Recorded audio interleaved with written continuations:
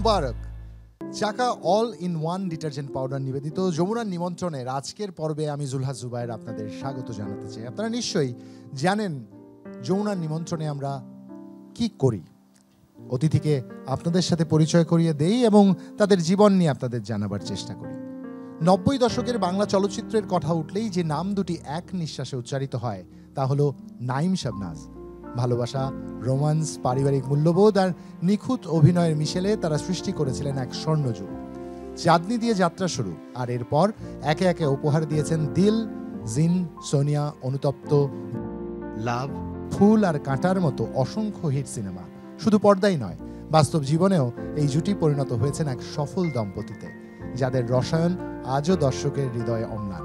আজকের এই বিশেষ আয়োজনে আমরা অতিথি হিসেবে তাদের দুজনকে পেয়েছি, তাই স্বাগত জানাতে চাই the one and only gorgeous and beautiful couple Naeem and Shabnaz. Eid Mubarak. Eid Mubarak ভাইয়া। প্লিজ প্লিজ প্লিজ আপনাদের হট সিট আপনাদের অপেক্ষায় রয়েছে।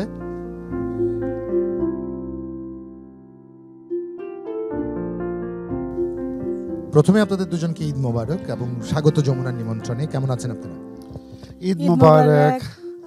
আলহামদুলিল্লাহ ভালো আছি। চমৎকার। আমরা আজ খুব আনন্দিত, কারণ একটা লম্বা সময় পরে আপনাদের দুজনকে একসাথে আপনাদের দর্শকদের দেখতে সুযোগ করে দেওয়াটা আমাদের জন্য বিশাল আনন্দের। আপনাদের সাথে জীবনের শুরু থেকে শুরু করে একদম শেষ কাজ পর্যন্ত কথা আমরা বলতে চাই, তবে তার আগে আপনাদের দুজনের উপর একটা উপস্থাপনা রয়েছে আমার দর্শকদের দেখাবার জন্য, তাই দেখব। ও আমার জান তোর বাঁশি যেন জাদু জানে রে। ঢাকাই চলচ্চিত্রে 90 দশকের তুমুল জনপ্রিয় এবং আলোচিত এক জুটি নাঈম শাবনাজ।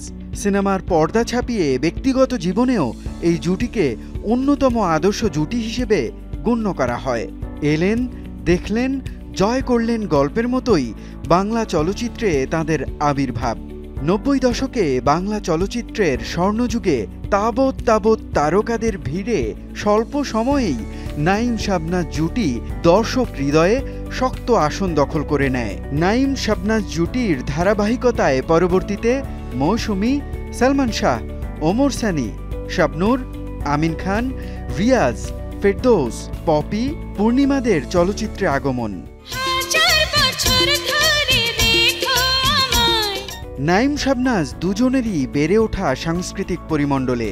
29 অক্টোবর ঢাকায় জন্ম নেয়া শাবনাজের বাবা এস এম হুমায়ুন ছিলেন একাধারে একজন দক্ষ অভিনেতা ও নাট্য সংগঠক। তিনি ছিলেন নাট্যদল নাট্যচক্রের অন্যতম প্রতিষ্ঠাতা সদস্য। অভিনয় করেছেন বেশ কিছু বিজ্ঞাপন ও চলচ্চিত্রেও। মাত্র 4 বছর বয়সেই বাবার উৎসাহে শাবনাজ বাফাতে নাচ শেখা শুরু করেন। উৎসাহ পেয়েছেন বৃক্ষপ্রেমী মা আঞ্জুমান নাহারের কাছেও। পারিবারিক নাম শাবরিনা তানিয়া হলেও চলচ্চিত্রে শাবনাজ নামটি দেন প্রখ্যাত নির্মাতা ক্যাপ্টেন এহতেশাম। এহতেশাম এর হাত ধরেই চাঁদনি চলচ্চিত্রে অভিষেক ঘটে শাবনাজের। এরপর একে একে অভিনয় করেছেন উল্লেখযোগ্য সংখ্যক চলচ্চিত্রে। 1996 সালে চিত্রনায়ক আলমগীর পরিচালিত নির্মম চলচ্চিত্রে রানী চরিত্রে দুর্দান্ত অভিনয়ের স্বীকৃতিস্বরূপ পেয়েছেন জাতীয় চলচ্চিত্র পুরস্কার। চিত্রনায়ক নাঈমের পারিবারিক গল্পটি আরও বর্ণাঢ্য। ঢাকার ঐতিহ্যবাহী নবাব পরিবারের সুযোগ্য উত্তরাধিকারী খাজা নাঈম মুরাদও ছোটবেলা থেকেই সাংস্কৃতিক পরিমণ্ডলে বেড়ে ওঠেন। ঢাকার নবাব আব্দুল গনির বড় ছেলে নবাব আহসানুল্লাহর নামেই ঢাকার ঐতিহাসিক আহসান মঞ্জিল। নবাব আহসানুল্লাহর ছেলে নবাব স্যার সলিমুল্লাহ, তার ছেলে নবাবজাদা হাফিজুল্লাহ, তাঁরই সন্তান খাজা মুরাদের সুযোগ্য সন্তান চিত্রনায়ক নাঈম।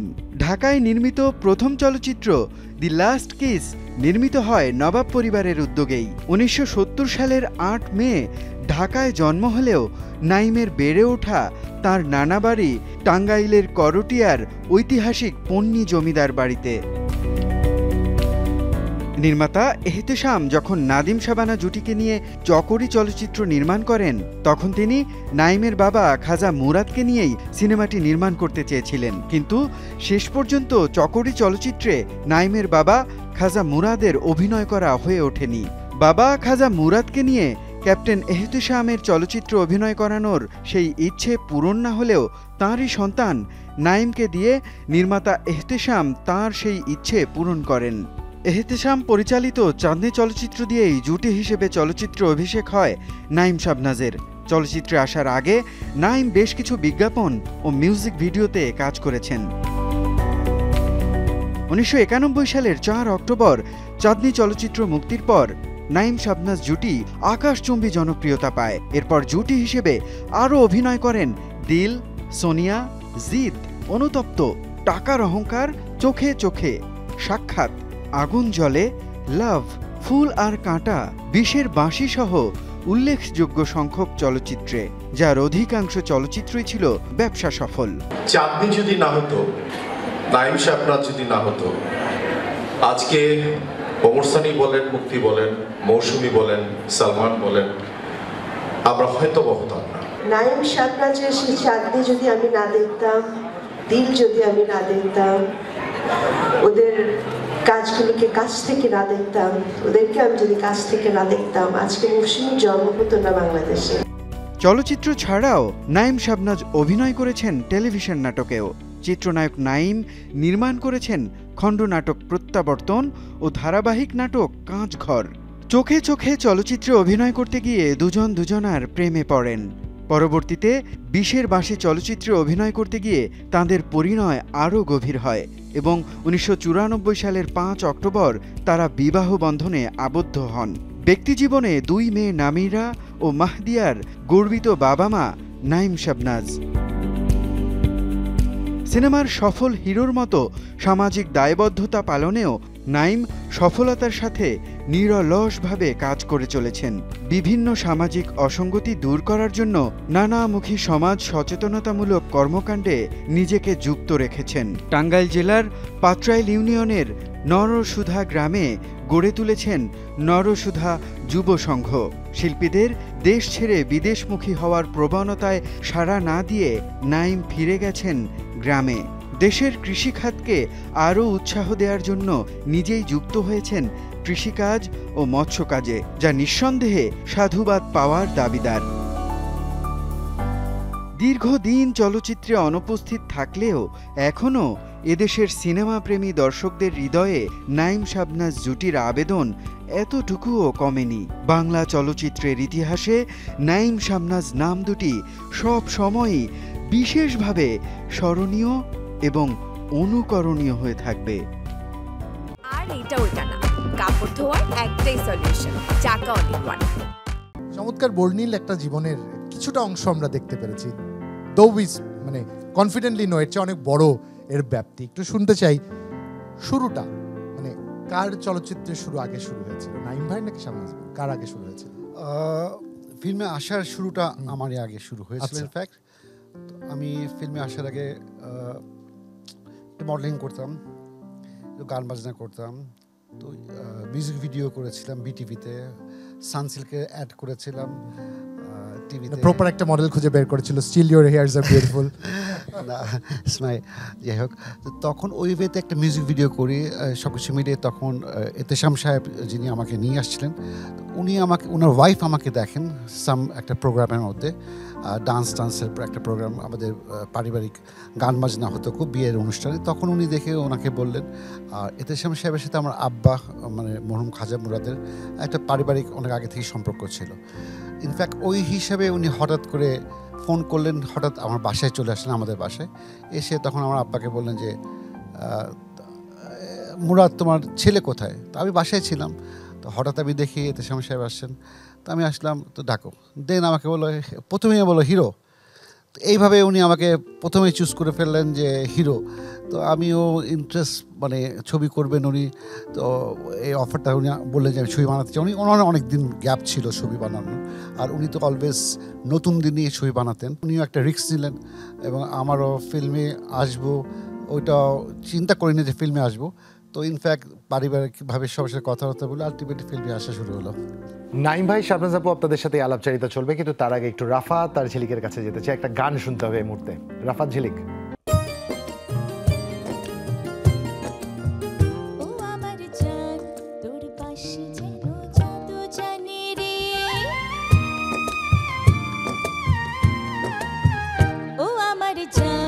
তোর বাঁশি যেন জাদু জানি রে, ও আমার জান তোর বাঁশি সোহাগে আদরে কাছে টানি রে ও আমার জান তোর বাঁশি যেন জাদু জানি রে ও আমার জান তোর বাঁশি যেন জাদু জানি রে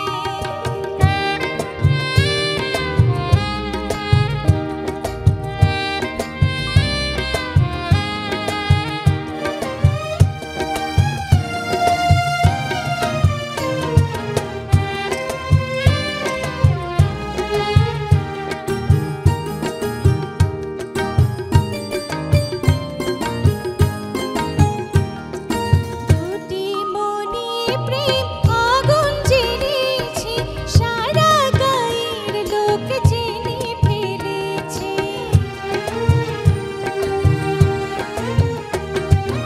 দুটি মনে প্রেম আগুন জ্বেলেছে সারা গায়ের লোক জেনে ফেলেছে লোকেরই কথায় কি বাসে যায় যৌবন জোয়ার কি বাধা মানে রে ও আমার জান তোর বাঁশি যেন জাদু জানি রে ও আমার জান তোর বাঁশি যেন জাদু জানি রে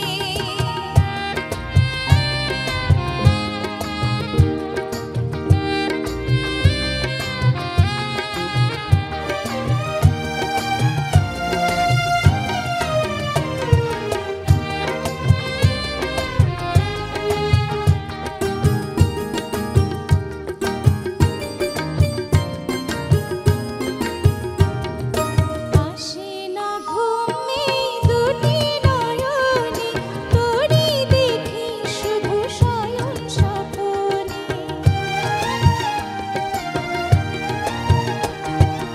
আসে না ঘুমে দুটি নয়নে তোরে দেখি শুধু শয়ন স্বপনে জনম জনমে প্রতিটি গামে চিরব তোর পথের পানে রে ও আমার জান তোর বাঁশি যেন জাদু জানি রে ও আমার জান তোর বাঁশি যেন জাদু জানি রে কত সোহাগে আদরে কাছে টানি রে ও আমার জান তোর বাঁশি যেন জাদু জানি রে ও আমার জান তোর বাঁশি যেন জাদু জানি রে ও আমার জান তোর বাঁশি যেন জাদু জানি রে ও আমার জান তোর বাঁশি যেন জাদু জানি রে রাফাত ঝিলিক, অসংখ্য ধন্যবাদ। চমৎকার একটি গান শুনছিলাম ও আমার জান, যে এক সময় কিন্তু এত বেশি জনপ্রিয়তা পায় যে এখনো অনেক সময় ভিড়ের মধ্যে অনেকে গুনগুন করে গেয়ে উঠতে শুনি। আপু, এটা তো পারিবারিকভাবে একটা পারমিটেড বিষয় ছিল, আপনার ক্ষেত্রেও কি তাই হয়েছে?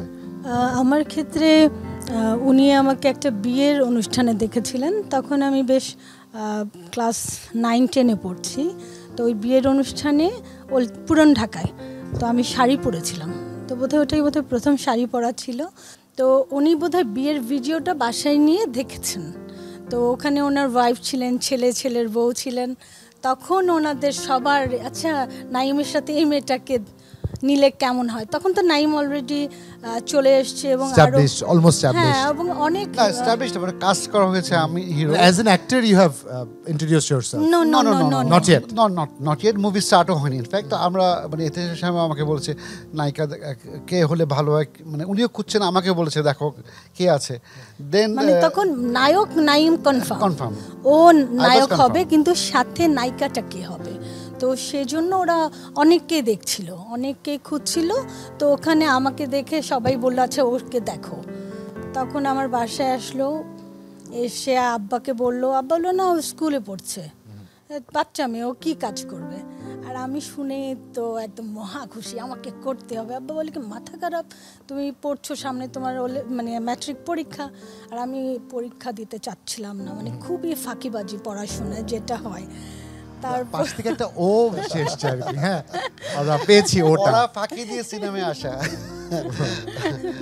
না তারপরেও আসলে আপুর হয়তো মানে না, ছোটবেলা আপুর অন্যরকম একটা মানে টার্গেট ছিল। আমরা জানি উনি ম্যাথসে অসাধারণ ভালো, এটা নতুন করে আমাদের অজানা নয়। আনডাউটেডলি ও খুব ভালো student। ম্যাথসে খুব ভালো এবং she was a very wonderful student. So উনি ফাঁকি দিতে চাইতেন, এটা বিষয়টা একদম এরকম না। হ্যাঁ আপু। না আসলে আব্বা বললো না করতে চাচ্ছে ঠিক আছে করো, কিন্তু পরীক্ষায় ভালো একটা রেজাল্ট দিয়ে তারপর তোমাকে করতে হবে। তো আমি বললাম ঠিক আছে, আমি আগে পরীক্ষা দিব তারপর আমি করব। মানে প্রশ্ন হচ্ছে এতদিন কি হিরো অপেক্ষা করবে?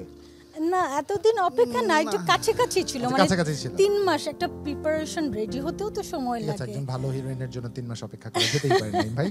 হ্যাঁ, বেশি কিছু না। বাট সে তার কাছে ভালো ছিলাম না। ও ছিল না? না না না সে এই গল্প তো আমরা জানি না, এটা জানতে হবে বলে দিবা আজকে আরো এক্সক্লুসিভলি যমুনা টেলিভিশন প্রথমবারের মতো আমরা জানতে যাচ্ছি, প্লিজ শাবনাজ আপু।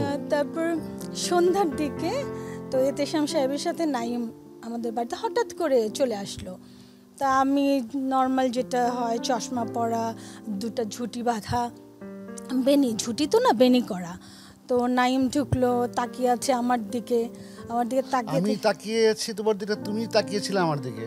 কখনোই তোমার দিকে তাকাইনি, তুমি তাকিয়েছিলে সবসময় আমার দিকে। হ্যাঁ আচ্ছা, আমরাও জানছি রাইম ভাই, প্লিজ আপনিও জানছেন আমরাও জানছি। তারপর ওরা বসলো ড্রয়িং রুমে, কথা হচ্ছে, সে আমাকে মাথা থেকে পা পর্যন্ত দেখছে, গুনছে যে এই মেয়েটা কিভাবে অভিনয় করবে, এর মধ্যে তো অভিনয়ের নাই। কেন আমি খুব সাদা সিধা যেটা হয় খুবই সিম্পল একটা ভাবেই ছিলাম। আমি বাসায় কখনো ওই যে কাজল দেওয়া লিপস্টিক ওগুলো কিছুই দিতাম না যেটা হয়। তো সে দেখে আব্বা বললো, আব্বা আবার খুব ফটোগ্রাফির শখ ছিল আমার বাবার, উনি সাথে সাথে ক্যামেরা বের করলো, বের করে বললো তোমরা দুজন দাঁড়াও আমি একটা ছবি তুলি। তো না আমার বাবা এই হলো প্রথম আপনাদের দুজনের ছবি, তাও আপনার বাবা তুলে আমার দিয়েছে। বাবা ফার্স্ট, কি অসাধারণ মুহূর্ত। ফার্স্ট আমার বাবা, কারণ তিনি তো মিডিয়াতে কাজ করেছেন, তিনি তো জানেন। উনি জানেন, ওনারও তো একটা দৃষ্টিভঙ্গি দৃষ্টি আছে। তো উনি আমাদের দুজনকে দাঁড় করালো, দাঁড় করে ছবি তুললো, একটা ছবি তুলে তারপর পরে প্রিন্ট করে দেখলো যে কেমন ভালো লাগছে কিনা এই ছেলের সাথে। আর দুজনই আমরা হ্যাংলা পাতলা। তো ও দেখে চলে গেল, যে তারপর ও এতেশাম সাহেবকে বলছে যে এই মেয়েকে দিয়ে হবে না। হ্যাঁ না না ওই ওয়েতে আসলে না ক্যারেক্টারটা যে চাঁদনি নাইম ভাই whatever explanation you gave it এখন আর কাজ করছে না। না বিকজ অফ ক্যারেক্টারটা একদম সিম্পল একটা মানে পাহাড়ি একটা মেয়ের ক্যারেক্টার ছিল চাঁদনি ছবিতে। তো ওই ক্যারেক্টারে উনি গল্পটা তো ওনার মাথায় ছিল ইনফ্যাক্ট। তো ওই ক্যারেক্টারে শাবনাজ যে ওই ক্যারেক্টার সিম্পল একটা মেয়ে, একটা পাহাড়ি মেয়ে, গ্রামের একটা মেয়ে, পাহাড়ি একটা মেয়ে চাঁদনি ছবির। তো স্টার্টিং মুভিটাই তো স্টোরিজ ফ্রম দ্য সিলেট, পাহাড়ি একটা গল্প। তো ওইখানে উনি যেহেতু স্টোরি পুরা ওনার না না মাথায় এখানে ছিল। একটা কথা বলি, আমরা কিন্তু আসলে স্টোরি জানি না। আচ্ছা ও কিন্তু জানে আমি না। স্টোরি জানি না। আচ্ছা তো ও দেখছে নায়িকা মানে মডার্ন আমি হবে, মডার্ন একটা হিরোইন অ্যাক্ট্রেস হবে, মানে হয় না। উনার পয়েন্ট অফ ভিউ দিয়ে উনি ঠিক ছিল, আমার পয়েন্ট অফ ভিউ দিয়ে আমি চিন্তা করলাম যে পাহাড়ি একটা মেয়ে, তো মানে তখন আমি স্টোরি জানি না একদম। তো এই মেয়ে কিভাবে ওই ক্যারেক্টারে ফিট ইন করবে, হ্যাঁ ক্যারেক্টার তো জানি না তো নায়িকা হবে অত অ্যাক্ট্রেস হবে কিভাবে। তো এই জন্য আমি বলছিলাম এই মেয়েকে দিয়ে তো আমার মনে হবে না। যেই স্ক্রিপ্ট আল্লাহ লেখেন ওই স্ক্রিপ্ট আমাদের এডিট করার কোনো সুযোগ থাকে, তো তার আগে একটা বিরতিতে আমাদের যেতে হবে। চাকা all in one detergent powder নিবেদিত যমুনা নিমন্ত্রণের এই পর্যায়ে ছোট্ট একটা বিরতি নিচ্ছি, ফিরছি এখনই, স্টে টিউনড।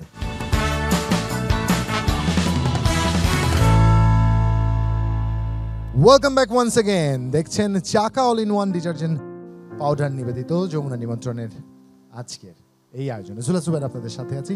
আর একবার আমাদের আজকের অতিথি নাইম এবং শাবনাজ জুটির কাছে ফিরে যেতে চাই। আপনাদের কাজ করতে যে সক্ষতা এবং চমৎকার একজন মানুষ তিনি, আমরা আমন্ত্রণ জানাতে চাই যমুনার নিমন্ত্রণের এই পর্যায়ে আমাদের নাইম শাবনাজ জুটির প্রথম অতিথিকে, মীর শামসুল আলম বাবু, বিশিষ্ট চলচ্চিত্র গবেষক এবং একই সাথে আলোকচিত্র শিল্পী। ঈদ মোবারক। স্বাগত যমুনার নিমন্ত্রণে। প্লিজ প্লিজ প্লিজ প্লিজ বাবু তুমি এত বছর পরে, এই তো অনেকদিন পরে তোমার সাথে আনএক্সপেক্টেড। ভাই বসবেন আপনি? আমি চিন্তাও করিনি বাবু এখানে। ও মাই গড, সো নিমন্ত্রণে লং। নিমন্ত্রণে এরকম একটু একটু সারপ্রাইজ। আমরা অলমোস্ট কত 91-এ আমরা গেলাম কোথায়, বরিশাল। 91-এ আমাদের চাঁদনি রিলিজ হলো, 92-তে 91-এ চাঁদনি অক্টোবরে 91-এ, আর আমরা বরিশাল গিয়েছি 92-তে। নভেম্বর ডিসেম্বর জানুয়ারিতে। একটু বাবু ভাই কাছ থেকে জানতে চাই, হ্যাঁ নাইম শাবনাজ এখন আমরা সবাই চিনি, আপনার সাথে ঠিক কবে কোন কাজের মধ্য দিয়ে কিভাবে পরিচয়?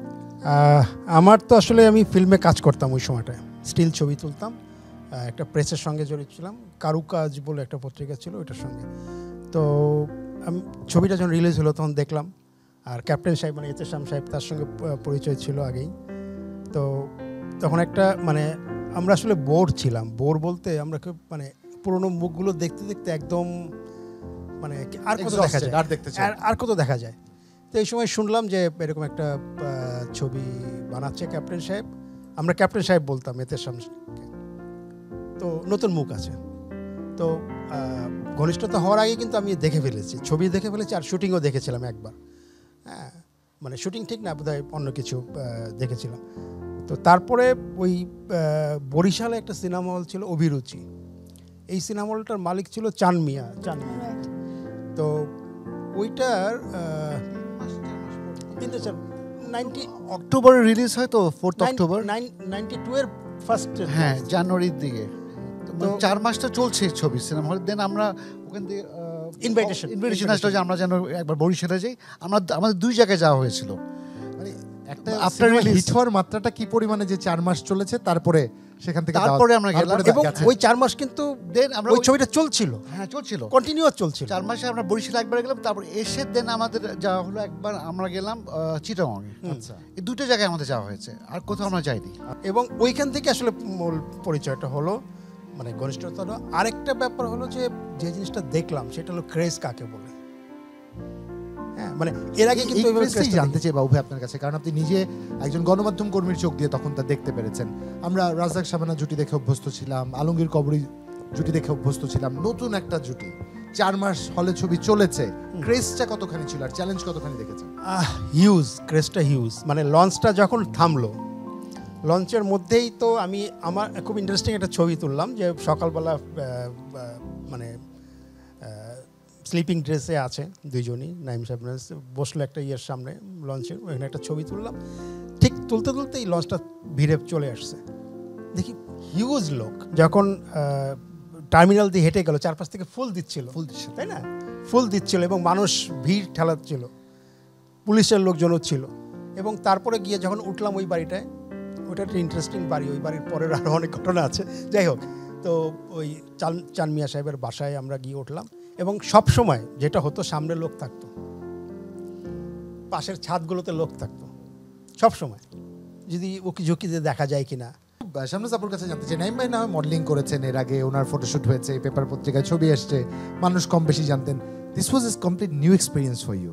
এত মানুষ আগ্রহ ভরে অপেক্ষা করছে, প্রথম সিনেমা, কেমন ফিলিংস কাজ করছিল? প্রথমে তো বুঝতে পারিনি। তো একদিন আমি চাঁদনি চকে গেছি একটা গোল্ডের কিছু একটা কিনতে। তো যাওয়ার পর আমার সাথে আমার ফ্যামিলির ছিলেন, আব্বা ছিলেন সম্ভবত। তো যাওয়ার পর কিছুক্ষণ পর দেখলাম অনেক ভিড় হয়ে গেল, চাঁদনি চক একদম বন্ধ হয়ে গেল। তো ওরা দোকানের শাটার একদম বন্ধ করে দিলেন, দিয়ে আমাদের ভিতরে রেখে পরে পুলিশকে কল করা হলো, পুলিশ আসলো, দেন আমাকে চাঁদনি চক থেকে বের করা হলো। উদ্ধার করে নিয়ে যেত, উদ্ধার করে নিয়ে যেত। একটা সময় আমরা দেখি অভিনেতা অভিনেত্রী যখন তাদের ক্যারিয়ারের পিকে থাকেন, তারা হয়তো উপলব্ধি করতে পারেন না, কিন্তু ক্যারিয়ারটার কাটতি হতে হতে হতে হতে একসময় তারা হারিয়ে যান। কিন্তু এই যে কাপল আমাদের সামনে বসা, they are at their peak, they are at their most famous time. দুজন নিজেদের স্বেচ্ছায় সিদ্ধান্তে চলচ্চিত্র থেকে সরে আসলেন। অ্যাজ এ জার্নালিস্ট বিষয়টাকে তখন কিভাবে দেখেছেন? ক্রাউডের কাছে রিয়াকশনটা কি ছিল, এবং আমাদের ইন্ডাস্ট্রির কি ক্ষতিটা তখন হয়েছিল, কি মনে হয় আপনার? ক্রাউড, আমি প্রিটি শিওর নাইম ভাই আপনাদের দুজনকে সামনে বসিয়ে এই প্রশ্ন কেউ করেনি। ক্রাউড আমারও মানে অ্যাজ এ ফ্রেন্ড উত্তর দিতে আসলে একটু হবে, কিন্তু আমরা আশা করিনি এই জিনিসটা। হ্যাঁ, শাবনাজ অবশ্য আরও বেশ কিছু ছবি করেছিল পরে, নাইম তো করেনি খুব একটা ছবি। আর এইটা ওইটা না, কাপড় ধোয়ার একটাই সলিউশন, চাকা অনেক ওয়ান। সঙ্গে একটা ছবি, লিমার সঙ্গে একটা ছবি, এরকম লড়াই সাথে করেন, শুধু মুক্তির সঙ্গে, যাই হোক একটা দুইটা ছবি। কিন্তু মানে মানুষ কিন্তু চাচ্ছিল যে তারা থাকুক আরো বেশিক্ষণ। আরেকটা ব্যাপার, আমি এই দিকটা আমি করি যে ওই অল্প বয়সে তারা যে ডিসিশনটা নিয়েছিল, সিদ্ধান্তটা নিয়েছিল, এটা কিন্তু একটা বড় ব্যাপার, পিকে থাকতে থাকতে চলে যাওয়া, এবং যার ফলে স্টিল দে আর পপুলার। এখনো আমরা কৌতূহলী কেন চলে গেল, এখনো আমরা জানতে চাই কেন আমরা নাইম শাবনাজকে আর দেখতে পেলাম না? এইটা আমার বেটা বলবো যে তারা যে সময়টা তারা সিদ্ধান্ত নিয়েছে, বিশেষ করে মানে কনজুগাল লাইফটা শুরু করা, খুব ভালো ডিসিশন ছিল। আনডাউটেবলি আমরা সোসাইটিতে একটা স্ট্যান্ডার্ড এবং ট্রেন্ড সেট করে পেরেছি, স্টিল দে আর হ্যাপি যে উইথ देयर এরকম কিডস। চমৎকার সফল দুজন মানুষ ঘর বাঁধতে পারেন, হাসি খুশি সন্তান সহ জীবনটা পার করে দিতে পারেন। অসংখ্য ধন্যবাদ বাবু ভাই আমাদের এই পথ চলায় নাইম শাবনাজের সঙ্গী হওয়ার জন্য। আপনি ছিলেন বলেও হয়তো তাদের জীবনে নতুন কিছু বাঁক এসছে। নাইম শাবনাজ আরো বেশি নাইম শাবনাজ হয়ে নিজেদের পরিশীলিতভাবে গুছিয়ে নেওয়ার সুযোগ পেয়েছে। জার্নালিস্ট হিসেবে ভুলগুলো ধরিয়ে দিয়েছেন, জার্নালিস্ট হিসেবে পাশে থেকে ভুলগুলো ধরিয়ে দিয়েছেন। অসংখ্য ধন্যবাদ আজকে আমাদের সময় দেওয়ার জন্য। Thank you. And I wish you a very healthy life. So much বাবু আসার জন্য। দেখা হবে অনেকদিন পরে, দেখা হলো। যমুনার জন্য ধন্যবাদ জানাচ্ছি এটার জন্য যে দেখা হচ্ছে। আপনাকে অসংখ্য ধন্যবাদ। না, গণমাধ্যম কর্মী বন্ধু হলে ভালো। কথাটা ঠিক এই জায়গাটায় থামাচ্ছি, কারণ একটা গান এই মুহূর্তে শুনতেই হবে। আরো একবার যাচ্ছি ঝিলিকার রাফাতের কাছে।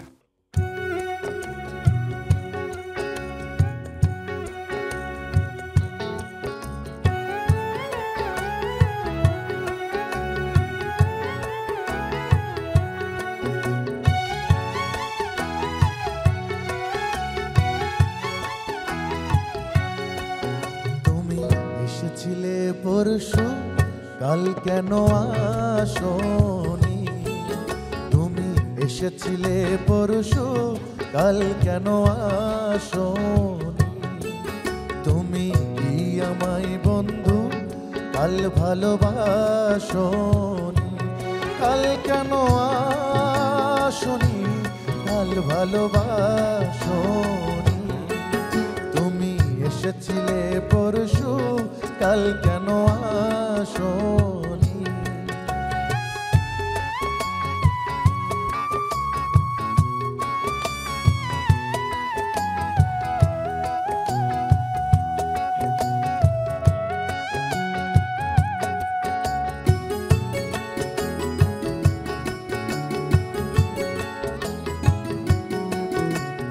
নদী নদী যদি হয় রে ভরাট, কানাই কানাই হয়ে গেলে শূন্য হঠাৎ, তাকে কি মানায়?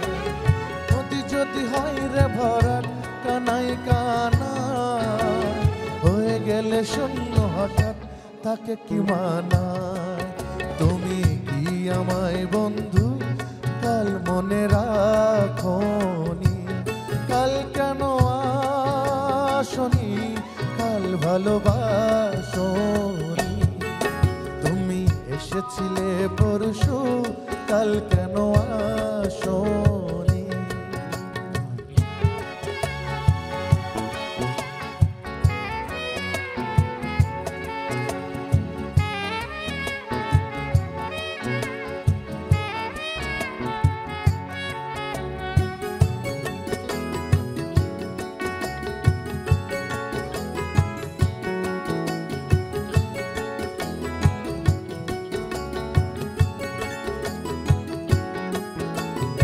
আকাশে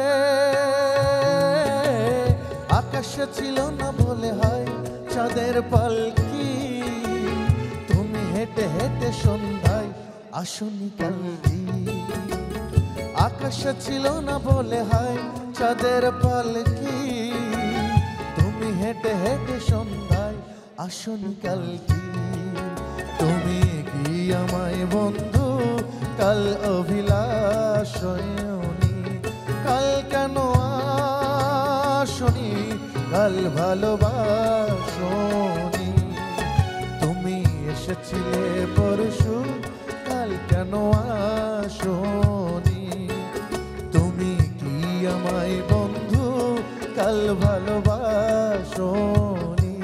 কাল কেন আসোনি? কাল ভালোবাসোনি? তুমি এসেছিলে পরশু, কাল কেন আসোনি? তুমি এসেছিলে পরশু, কাল কেন আসোনি? মানে এই যে তুমি এসেছিলে পরশু, এই গানটি এখনো সমানভাবে জনপ্রিয় যেটা নিয়ে আসলে বাড়তি করে আর কিছু বলবার নেই। এইকে দিয়ে হিরোইন হবে না, ওই গল্পটা শোনার এখনো বাকি আছে। তবে তার আগে একটা বিরতিতে আমাদের যেতে হবে। চাকা all in one detergent powder নিবেদিত যমুনা নিমন্ত্রণের এই পর্যায়ে ছোট্ট একটা বিরতি নিচ্ছি, ফিরছি এক্ষুনি, স্টে টিউনড।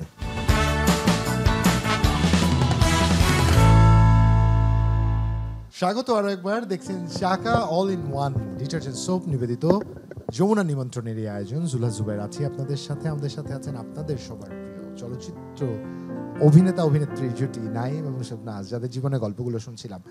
ওই একটা গল্প পিছনে ফেলে এসেছি যে এ কি নায়িকা হবে, একটু সংক্ষেপে একটু শুনতে চাই। তারপরে ট্রানজিশনটা কি হলো? প্রথম ছবি তোলা হলো, আপনি দেখে গেলেন একে দিয়ে হবে না, আপনি বললেন নাইম ভাই। তারপরে ওই যে আমি বললাম আল্লাহ স্ক্রিপ্ট লিখে রেখেছেন, বাকিটুকু সংক্ষেপে একটু শুনতে চাই। তারপরে যখন আমরা গল্প নিয়ে বসলাম, দেন গল্প নিয়ে আমাদের সামনে মানে গল্পটা লেখা হচ্ছিল, এতে সাহেব স্ক্রিপ্ট রাইটার, স্টোরি রাইটার। দেন ও যে ন্যাচারাল যেটা শাবনাজ, তো ওর মানে ফিল্মের নাম সাবরিনা তানিয়া, ওর নাম সাবরিনা তানিয়া। দেন ক্যারেক্টার যখন লেখা হলো, আমি তো নাইম, অ্যাজ নাম নাইম, তো আমার ক্যারেক্টার ছিল চাঁদনি রাজু, আর শাবনাজে ছিল চাঁদনি। তো পাহাড়ি গল্প, ওখানে আমি একটা ট্যুরিস্ট গাইড, মানে ওখানে লোকাল ট্যুরিস্ট গাইড। গল্পটা এরকমই ছিল, শাবনাজ ওখানে থাকে, ওর সাথে চাঁদনির সাথে আমার ছোটোবেলা থেকে প্রেম, মানে হ্যাঁ না, ছোটোবেলা থেকে প্রেম, স্ট্যাবলিশ প্রেম দেখানো হয়েছে ওখানে। তো ওখানে গল্পটা ওখান থেকে শুরু হয়। দেন ও এদের শ্যাম সাহেব করেছিল কি ব্যাপারটা, যে আমাকে অ্যাক্টিং করার, আমি যে নাইম যেটা, এটাই আমি ওখানে।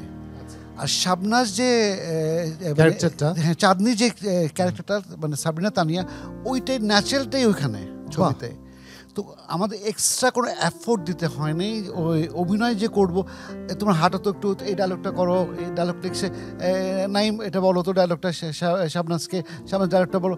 তো আমরা তখন ওইটার মধ্যেই, আমি নাইম রাজু অটোমেটিকই, আর শাবনাজ লিখছে, আমরা অভিনয় করছি।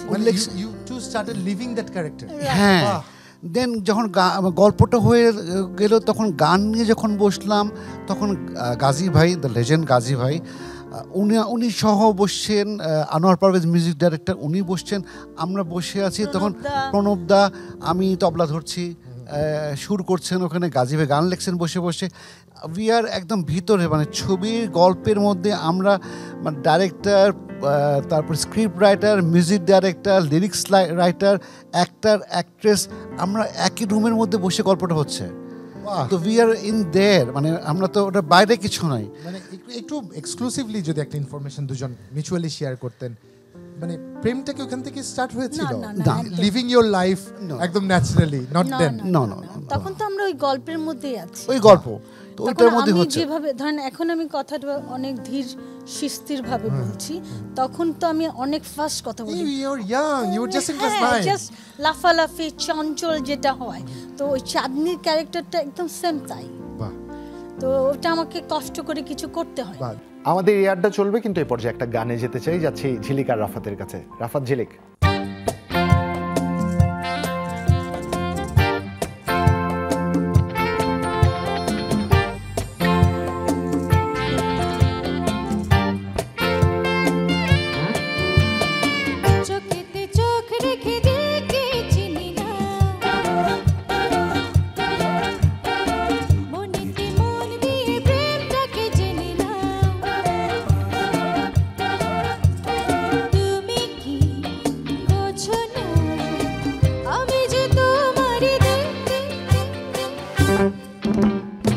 সুরে সুরে তুমি আমাকে চিনে না, মনের দুয়ার এবার খুলে দাও। আমি তো জানি গো, তুমি যে আমার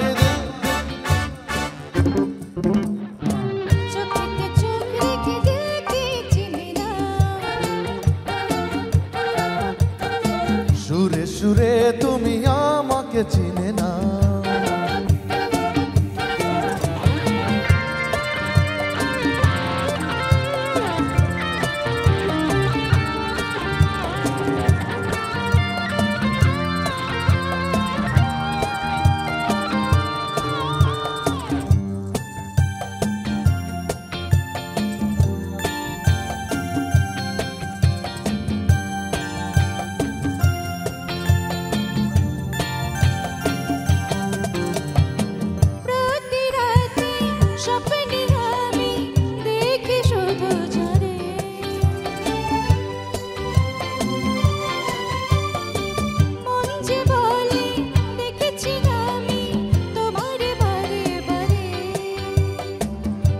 চিনেছো যখন আমারে জড়িয়ে রাখো আদরে, চিনেছো যখন আমারে জড়িয়ে রাখো আদরে।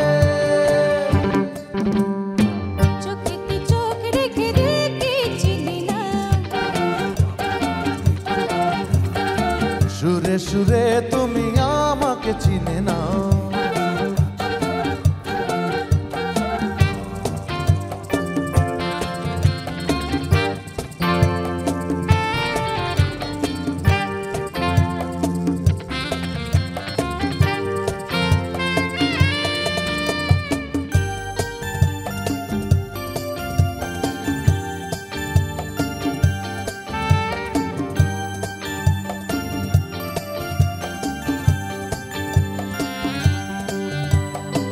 ভালোবাসা একবারই আসে গো জীবনে,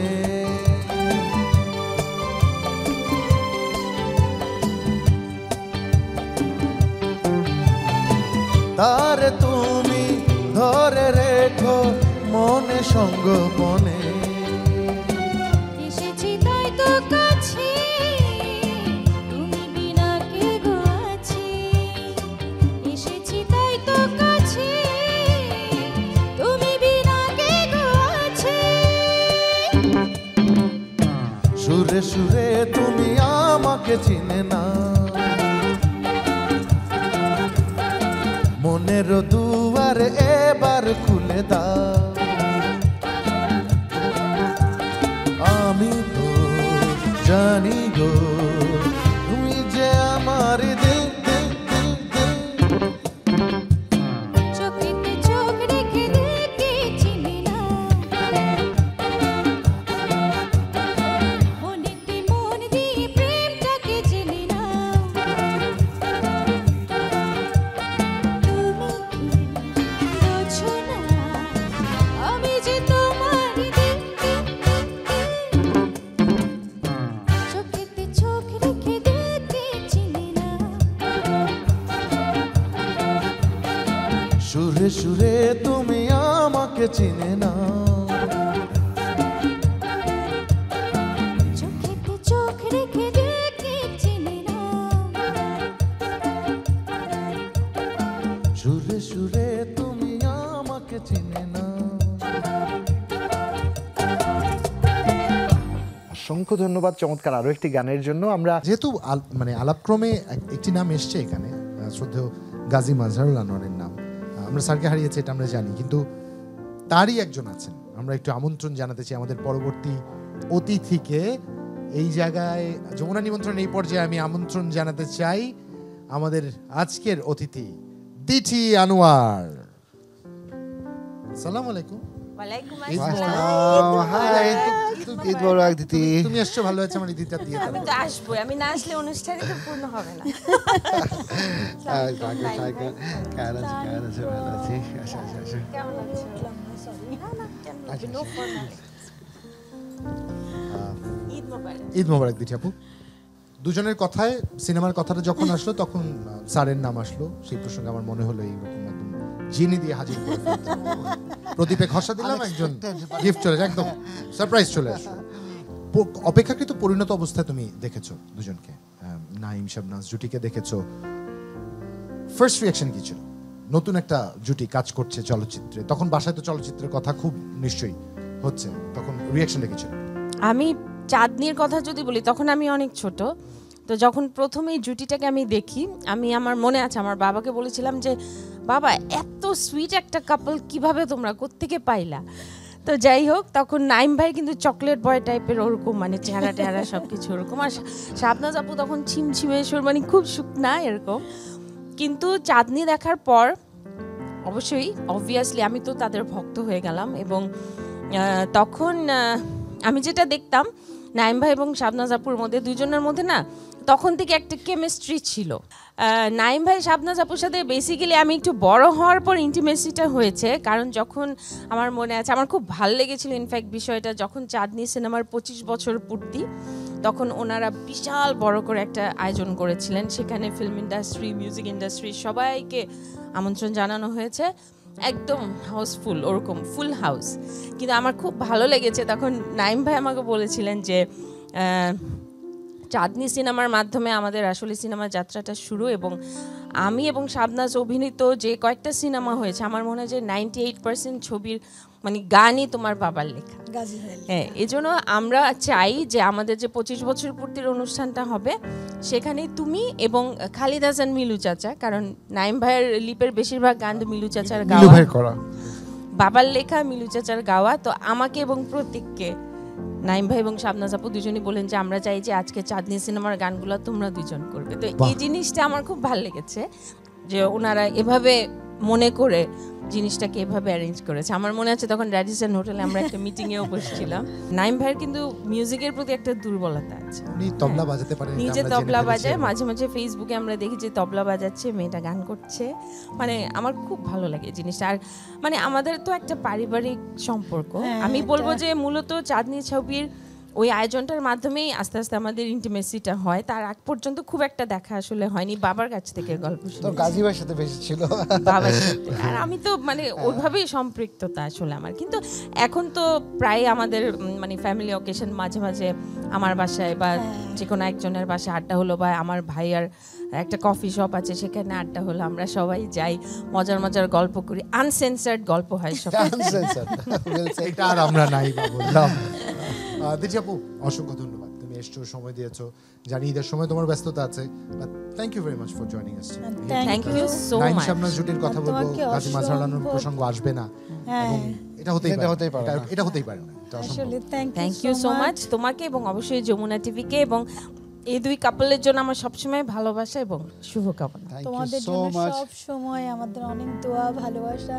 আর গাজী ভাইকে তো অনেক মিস করি, ভাবি আছেন, তার সাথে সবসময় দেখা করা হয় না। ভাবি একটা বইও এর মধ্যে এসছে, ভাবির বইটা, তো যাবো একদিন সেই বইটা নিয়ে। এনিটাইম। আর এটা ওইটা না, কাপড় ধোয়ার একটাই সলিউশন, চাকা all in one. Thank you very much. Thank you so much, Didi, for coming. Thank you. Thank you.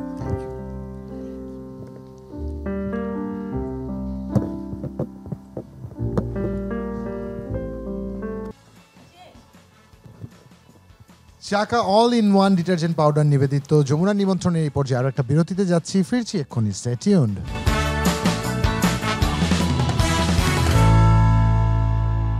Welcome back once again. দেখছেন Chaka all in one detergent powder নিবেদিত যমুনা নিমন্ত্রণের এই আয়োজন। জুলহা জুবাইর আপনাদের সাথে আছি, আমাদের লাভি ডাভি সুইট কাপল। একটু আগে যেটা শুনলাম, নাইম এবং শাবনাজ আমাদের সাথে আছেন, যাদের সাথে আলাপচারিতা চলছিল। এই পর্যায়ে আরেকজন অতিথিকে একটু নিমন্ত্রণ জানাতে চাই যমুনার নিমন্ত্রণের এই পর্যায়ে, সঙ্গীত শিল্পী অনুপমা মুক্তি। ঈদ মোবারক, গানের বন্ধু চলে এসছে আমাদের এখানে। মোবারক, ঈদ মোবারক। হ্যাঁ, খুব ভালো লাগছে। এই যে আপু একটা প্রশ্ন আছে, এই যে হিরোকে যে মানুষজন বলে হাসি দিয়ে দিয়ে, নাইম ভাই খুব ভালো লাগছে না, কেমন লাগে বিষয়টা? আমার কাছে কিছু মনে হয় না, আসলে আমাদের দুলাভাই তো সেই আর কি, মানে দুলাভাই বলেই আসলে আর কিছু বলা গেল না। আপনার ক্লাস ফ্রেন্ডের হাজবেন্ডকে এভাবে বলবেন, একটা হিরো ক্লাস ফ্রেন্ড, না ঠিক আছে, যাই হোক, আপনাদের এটা তো একটা সৌভাগ্যের ব্যাপার। আর এটা আমার জন্য একটা গুড অপরচুনিটি যে শাড়ি বলা, আধিকার বলে কথা আছে না, এটা বলেই তো। এটা একটু আগে মো আপু এসে গেল, তখনও বলতে পারতেন আপনি। মো আপু তো আমাকে বলতে ভাই ভাই বড় ভাই বানিয়ে, একদম ছোট অবস্থা থেকে মোকে দেখে একদম বাচ্চা, আচ্ছা, মানে একদম ছোট কাল থেকে বাচ্চা। আচ্ছা, এটা তো মুক্তি তো আমার শাড়ি। আচ্ছা, হ্যাঁ। আর এরকম একটা ফেমাস দুলাভাই, জমিদার দুলাভাই, সুন্দর দুলাভাই, হিরো দুলাভাই, আমি কত ভাবে বলবো। আপু এরকম বান্ধবী থাকলে আর কিছু প্রয়োজন নাই লাইফে। যাই হোক, একটু জানতে চাই, মানে কখন থেকে শাবনাজ আপুর সাথে পরিচয়, কোন বয়স থেকে? একেবারেই ছোট বয়স থেকে। একেবারে ছোট বয়স, কারণ 1-2 থেকে না, কারণ ওর বাবা হচ্ছে আমার বাবার কলিগ, বন্ধু, আমাদের একই পাড়াতে বাসা, একই স্কুল। আমরা স্কুল থেকে আসার সময় যে রাস্তাটা, আমরা ওখান থেকে মানে স্কুল থেকে বের হয়ে হেঁটে তারপর আমরা বাসায় যেতাম। তো গল্প চলতে থাকতো, খেলাধুলা। কোন স্কুল কি আমরা জানতে পারি? কোন স্কুল ছিল? আরেকটা বলি, ওদের বাসাটা মানে খুব এরকম একটা জায়গায় ছিল, পাড়ার মধ্যে একদম মাঝখানে সেন্টার পয়েন্ট এবং হ্যাঁ সেন্টার পয়েন্টে, স্কুল থেকে একদম কাছে, প্লাস বন্যার সময় পর্যন্ত যখন পুরো ঢাকা শহর ভেসে গিয়েছিল তখন ওদের বাড়িতে পানি ওঠেনি এরকম। এবং সেই ছোটবেলাতে ওই আমার মানে সুযোগ হয়েছিল ওদের বাসায় থাকার, কারণ আমাদের বাসায় তখন অনেক পানি, সাঁতার পানি থই থই করছে তখন। মানে এটা যে কি বিরাট একটা মানে আনন্দের বিষয়। ইলেকট্রিসিটি নাই, পড়ালেখার চাপ কম, প্লাস ওরা 3 বোন, মৌ তখন খুব ছোট। ওর তো বললো যেরকম নাইম ভাই যে ওর তো আরেকটা নাম আছে, আমাদের কাছে ও তানিয়ার মেজোটা সোনিয়া আর ছোটটা ছিল মৌ। তো এত মজার। আর আমি এক মেয়ে, যেহেতু আমার আর বোন ছিল না, তো ওদের বাসায় গিয়ে আমার মনে হলো যেন এটা কি, এটা একদম প্রত্যেক দিনই। ও যে সময়টার কথা বলছে সেটা হলো 88-এর বন্যার সময়। তো আমাদের বাড়িটা বেশ বড় একটা দোতলা বাড়ি ছিল, আশেপাশে অনেক জায়গা নিয়েছিল। তো চারদিকে সবার বাসায় মানে পানি উঠে গেছে, এলাকায় পানি উঠে গেছে। তখন 3টা মানে ওরা একটা ফ্যামিলি, আরও 2টো ফ্যামিলি না, তারা আমাদের বাসায়, যেহেতু ওরা কলিগ তিতাসে একসাথে ছিলেন তারা, তো সেজন্য ওরাও এসে, আবার তার মধ্যে আমার বান্ধবী, ক্লাসে একসাথে পড়ছি, পড়াশোনা বন্ধ। এবং আমরা খুব গান পছন্দ করি।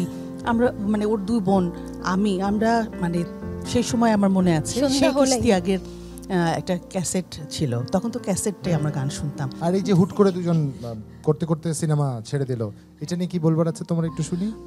এটার 2 রকম একটা ব্যাখ্যা আমার কাছে আছে। আমার কাছে মনে হয় যেন দর্শক হিসাবে এটা আমরা বঞ্চিত হই। আর আরেক দিক থেকে যদি ভাবি, আমাদের বাঙালিদের মধ্যে লিমিটেশনের বিশালটা মানে খুব দরকার, যেটা আমার মনে হয় এটা ওদের কাছ থেকে শেখা উচিত। যখন ওরা ভেবেছে যে ওইভাবে হয়তো আর ওদের সময় দিতে পারছে না কাজে বা কিছু একটা, তখনই ওটাকে ছেড়েছে। আমার কাছে মনে হয় একদম ভালো থাকতে থাকতে শেষ করাটা দর্শকের কাছে একটা স্মৃতিটা এরকমই থাকবে যে শাবনাজ, নাইম, ওদের ভালো কাজগুলোই দর্শকের চোখে থাকবে। আমার কাছে মনে হয় এটা একটু অন্যরকম ভাবে ভাবলে, আমরা যদি ভাবি, এটাও একটা পজিটিভ দিক। চমৎকার চমৎকার বক্তব্য, অসংখ্য ধন্যবাদ আমাদের সাথে এসে সময় দেওয়ার জন্য। Thank you so much Mukti for coming. Thank you so much. ভালো থেকো।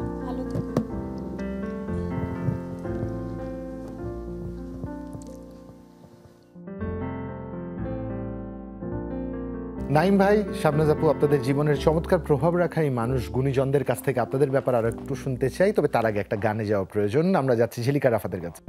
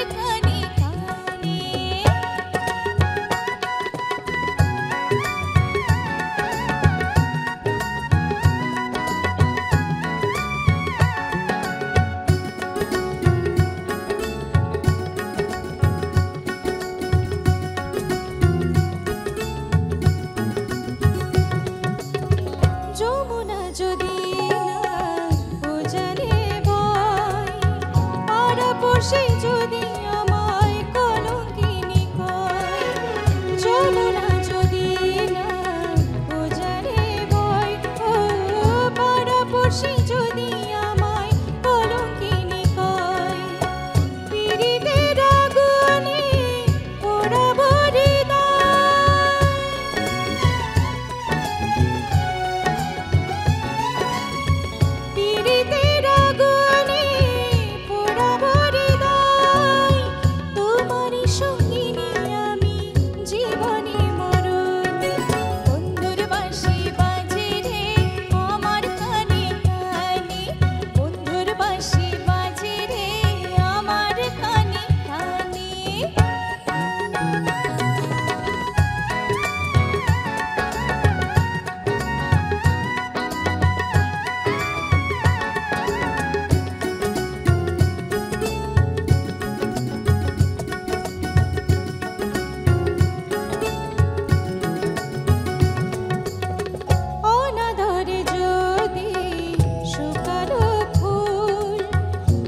দিনেই চাই যাক মোর দুটি ফুল অনাদরে যদি শুকানো ফুল ও দিনেই চাই যাক মোর দুটি ফুল ক্ষণিকের বিরহে হব না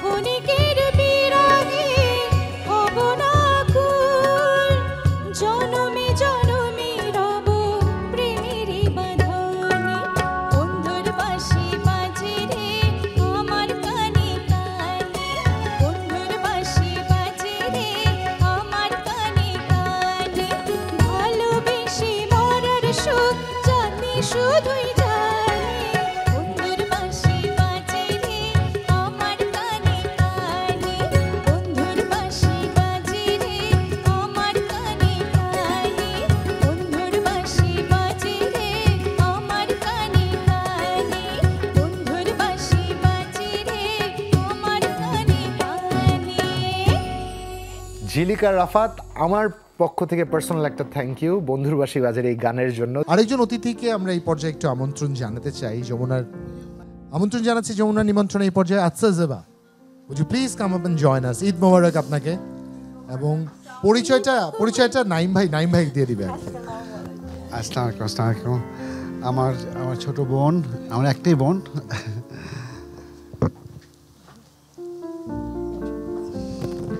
প্লিজ বসবেন। ঈদ মোবারক। ঈদ মোবারক।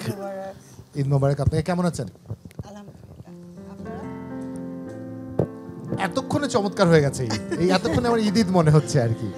যে ভাই একটু আপনার কাছ থেকে জানতে চাই, ভাই হিসাবে না, as an actor, as a husband, you have seen his family life, মূল্যায়ন শুনতে চাই। আমি অ্যাকচুয়ালি শাবনাজকে বেস্ট ফ্রেন্ড বলতে পারেন, আর ভাই হিসাবে ও কেমন কি বলবো, ছোটবেলায় তো আমরা পিঠাপিঠি ছিলাম একদমই।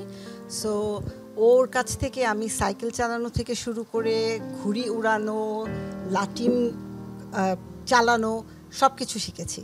মানে আমার পুরো হ্যাঁ প্রচুর। ও আমার চুল ধরতো আর আমি আমার ছিল হাতিয়ার ছিল আমার খামচি, আর যখন একদমই পারতাম না থুতু দিয়ে দৌড় মারতাম। ওইটা ছিল আমার বেস্ট হাতিয়ার। সো তারপরে যখন ওইভাবে আমরা বড় হচ্ছিলাম, তারপরে যখন আমার আব্বা মারা যান তখন ওর একটা পুরো ডিফারেন্ট রূপ যেটা আমার সামনে আসে, সেটা হলো it's like he become my father figure একদম কমপ্লিটলি। সো ওর উপরে আমি সম্পূর্ণ ডিপেন্ডেন্ট হয়ে যাই। আমার প্রবলেম, যেমন আমার আগে যত প্রবলেম আমি বাবার সাথে শেয়ার করতাম বা আব্বাকে বলতাম বা সব কিছু, বাট তারপরে সব কিছুই ও। সো কারণ আমি একমাত্রই মানে ছোট বোন, সো আমার সব কিছুই ও। মানুষ হিসাবে অসাধারণ, মানে আমি এটা কি বলবো। এই অসাধারণ মানুষের বেটার হাফ কত অসাধারণ, এবার আপনি বলবেন। বেটার হাফ অসাধারণ দেখেই দুজন এখন পর্যন্ত একসাথে আছে। হইল না, একটা মডেস্ট অ্যানসার হয়ে গেল না? সত্যি সত্যি মানে সত্যি বলতে মানে আলহামদুলিল্লাহ যে ওরা যেন এরকমই থাকে। আমি আর ও কিন্তু সানসিল্কে একটা করি, তারও আগে ও কিন্তু বিটিভিতে নাটক করেছে 86-87। আপনাদের পারিবারিকভাবে যে বঞ্চিত করার অভ্যাস কেন? আচ্ছা, আপনিও ছেড়ে দিয়েছেন। ওর কিন্তু অলরেডি কিন্তু ওর 3টা বই অলরেডি পাবলিশ হয়েছে, নিজের লেখা, নিজের গল্প। এইটা গেল। তারপর ও কিন্তু ভেরি ক্রিয়েটিভ, ও ফটোগ্রাফির উপর কোর্স করেছে বিদেশে। ও ভেরি গুড ফটোগ্রাফার আমি বলবো, আর ও লিখে খুব ভালো। অসংখ্য ধন্যবাদ যে বা if you wouldn't have come এই গল্পটা আমাদের আসতো না। অসংখ্য ধন্যবাদ আপনাকে এসে যুক্ত হওয়ার জন্য আমাদের সাথে। And I wish you a wonderful life ahead. আমরা হাসি খুশি থাকবেন, আমাদের কম বঞ্চিত করবেন, লেখালেখি একটু বেশি করে করবেন, আমরা যেন বেশি বেশি বই পাই। Thank you so much. Thank you.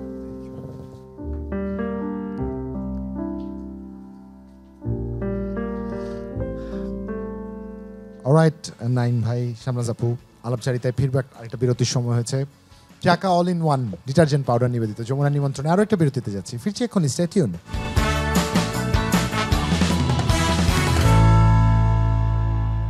Welcome back once again. দেখছেন Chaka all in one detergent powder নিবেদিত যমুনা নিমন্ত্রণের আজকের এই আয়োজন। জুলহা জুবাইর আপনাদের সাথে আছি। আর একবার আমাদের আজকের অতিথি নাইম এবং শামনাজ জুটির কাছে ফিরে যেতে চাই। পিকে থাকা অবস্থায় নিজেদের মোটামুটি ক্যারিয়ারের থেকে আড়াল করে নিয়ে যাও, দর্শক থেকে আড়াল করে নিয়ে যাও, কেন ছিল নাইম ভাই? শাবনাজ আপু কেন? আমি আজও কৌতূহলী, একজন গণমাধ্যম কর্মী বললেন, আমি as a fan I am curious, কেন? It's a very brave decision. আমি যেটা ওই সময় চিন্তা করছিলাম যে আমি এত ছবি হচ্ছিল ওই টাইমে, মানে ছবি তো অনেক হয়, তো কোয়ালিটি ছবি করতে গেলে অবভিয়াসলি টাইম নিয়ে ছবি করতে হতো। ওই সময় যে কাজগুলো আমি করলাম তখন সারাদিনে মনে হতো 3টা ছবি শুটিং করেছি, অন্যান্য সিনিয়ররা তো করেছে অনেক। তো আমার যেটা প্ল্যান ছিল আমি বছরে হয়তো 2-3টা ছবি বেশি করব না, তো একটা ছবি নিজের প্রোডাকশন থেকে করব, যেটা আমি করেছিলাম, সাকসেসফুল হইনি আমি সেখানে। আর সেকেন্ড হলো গিয়ে আমি আমার আব্বার ইন্তেকাল হয়েছে 94-এ। তো 94-এ আমার আব্বার সাথে আমি ভেরি মাচ ক্লোজ, অনেক ক্লোজ ছিলাম আমি আমার আব্বার সাথে। ওনার ইন্তেকালের পরে আমি একদম ইমোশনালি পুরো ব্রেকডাউন হয়ে যায় আমার। ইনফ্যাক্ট খুবই মেন্টালি খুব স্ট্রেসে পড়ে যে আমি সব কিছু মিলিয়ে এত অ্যাটাচ ছিলাম আমার আব্বার সাথে। আমি একমাত্র ছেলে সন্তান, আমার একটা বোন আছে, তো সব কিছু মিলে তখন আমি খুব ডিপ্রেশনে পড়ে যাই। ইনফ্যাক্ট ওইখান থেকে আমার কিন্তু ফিল্মটার আমি সামনের দিকে মানে আগানো সম্ভব হয়নি, কারণ পারিবারিক আমার উপর দায়িত্ব চলে আসলো। তারপরে সবকিছু মিলিয়ে আমি একটু মানে আড়াল 94-এ সরি মাঝখানে কথা বলছি, 94-এর জানুয়ারিতে ওর আব্বা মারা যায়, আর তার কিছুদিন পর ওর প্রডিউস যে ছবিটা করে আগুন জলে, ওই ছবিটা রিলিজ দেয়। তো ও এতটাই ভেঙে পড়ে যে ও ঠিকমতো অফিসে যেত না। একটা ছবি যে রিলিজ করেছে, এমনি কিন্তু সব জায়গা থেকে রিপোর্ট আসছে ছবিটা ভালো যাচ্ছে, ও হিট, কিন্তু ও মানে সময় দিচ্ছে না দেখে ও ঠিকমতো পয়সা কালেক্ট করতে পারি না। আমি ডিস্ট্রিবিউশন বিজনেসটা আমি জানতাম না, মানে আমি তো এই ক্ষেত্রে প্রথম প্রডিউস করা ছিল, সেই 94-এ আপনার মাত্র সবকিছু মিলে তখন ওই সবকিছু মিলে আমি ফিল্ম থেকে জাস্ট একটু দূরে। ওর যে মন মানসিকতা তখন ছিল, কাজ করতে পারতো না, ও সারাদিন কাঁদতো, মানে ডিপ্রেশনেই চলে গিয়েছিল। তো সেটার জন্য তারপর আমরা 94-এর অক্টোবরেই ডিসিশন নেয় যে ওর অবস্থা দেখে যে না আমরা বিয়ে করব। আমার শাশুড়িও চাচ্ছিলেন, ফ্যামিলির সবাই চাচ্ছিল আমরা বিয়ে করি। দেন 94-এর অক্টোবরে আমরা দুজন বিয়ে করি। আমি দুঃখিত, এই জায়গায় একটু থামাতে হচ্ছে, আর একটা গানের সময় হয়েছে। আর একবার রাফাত আর ঝিলিকের কাছে যাচ্ছি।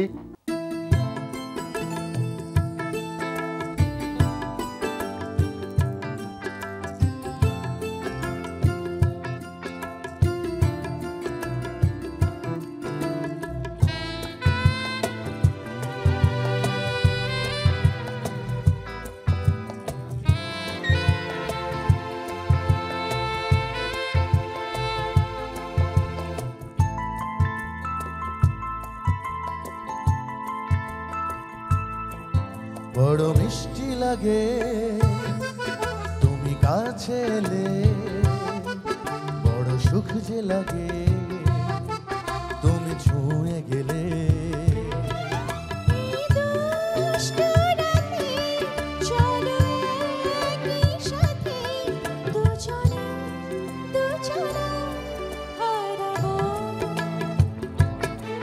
বড় মিষ্টি লাগে তুমি কাছে এলে, বড় সুখ যে লাগে তুমি ছুঁয়ে গেলে।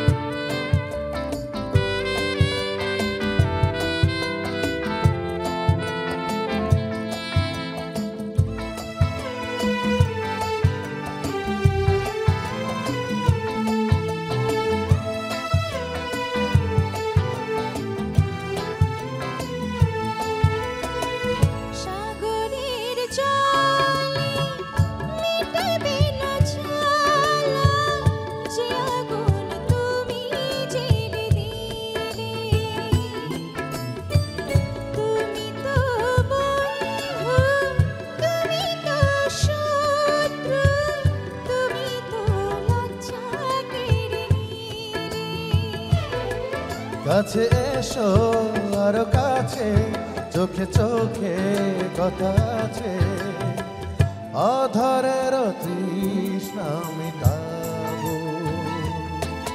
বড় মিষ্টি লাগে তুমি কাছে এলে, বড় সুখ যে লাগে তুমি ছুঁয়ে গেলে। এই দুষ্টু রাতে চলো একই সাথে দুজনে দুজনা হারাবো।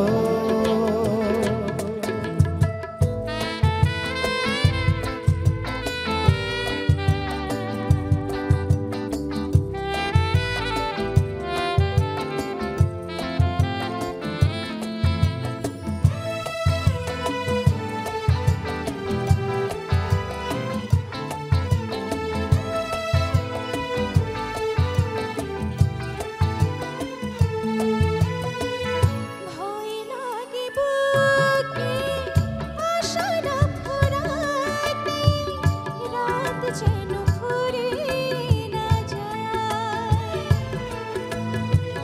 যত ভালোবাসি তার চেয়ে বেশি ভালোবেসে যেতে মন চায়।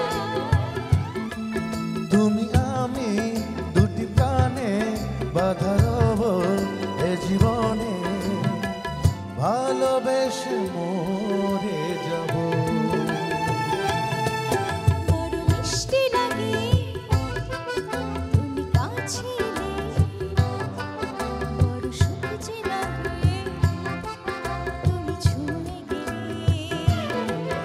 এই দুষ্টু রাতে চলো একই সাথে দুজনে দুজনায় হারাবো।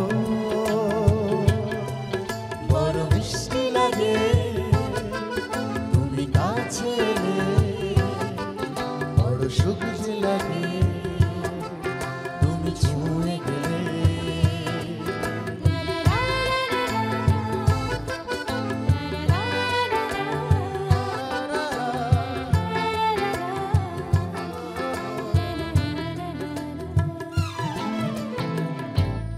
ঝিলিক রাফাত, অসংখ্য ধন্যবাদ। বড় মিষ্টি লাগে এই গানটির জন্য। এটা নিয়ে নতুন করে বলার আর কিছু নেই। আমরা আমাদের যে আলাপে ছিলাম সেই আলাপে আবার ফিরতে চাই। অভিনেত্রীকে এই পর্যায়ে আমন্ত্রণ জানাতে চাই। কি হতে পারে?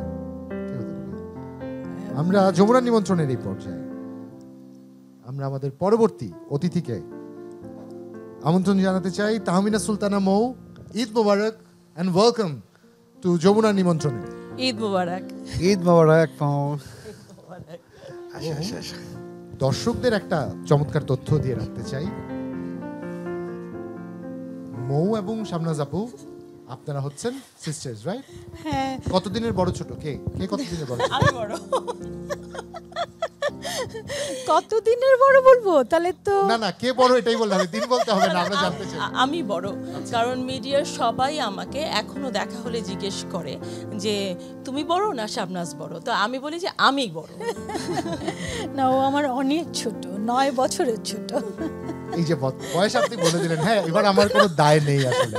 একজন অ্যাক্ট্রেসের কাছ থেকে আসলে রিফ্লেকশনটা নিতে চাই।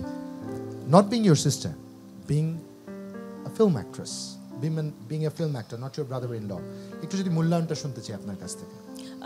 আমার কাছে সবসময় যেটা মনে হয়, বাংলাদেশের ইন্ডাস্ট্রি খুব ভালো একজন অভিনেত্রীকে হারিয়েছে।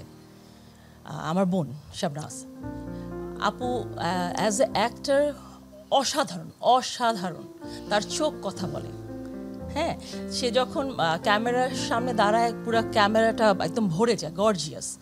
তা হঠাৎ করে সে কাজটা বন্ধ করে দিয়েছে। আমি মনে করি এটা ইন্ডাস্ট্রির জন্য ক্ষতি করেছে সে। সো আপনার কাছ থেকে আমাদের প্রত্যাশা অ্যাজ এ ভিউয়ার অবশ্যই ডিফারেন্ট থাকবে। সেই প্রত্যাশার দৃষ্টিতে একটু দুজনকে মূল্যায়ন করুন, as a human being and as an artist. আপনার মূল্যায়নটা শুনুন। অ্যাজ এ হিউম্যান বিং তো অসাধারণ। মানে আমি খুবই লাকি, আমি এবং আমার পরিবার অবশ্যই লাকি, কারণ আমরা 3 বোন, আমাদের কিন্তু কোনো ভাই নেই। নাইম ভাইয়া কিন্তু আমাদের দুলা ভাই যত না বেশি, ভাই তার থেকে বেশি। যত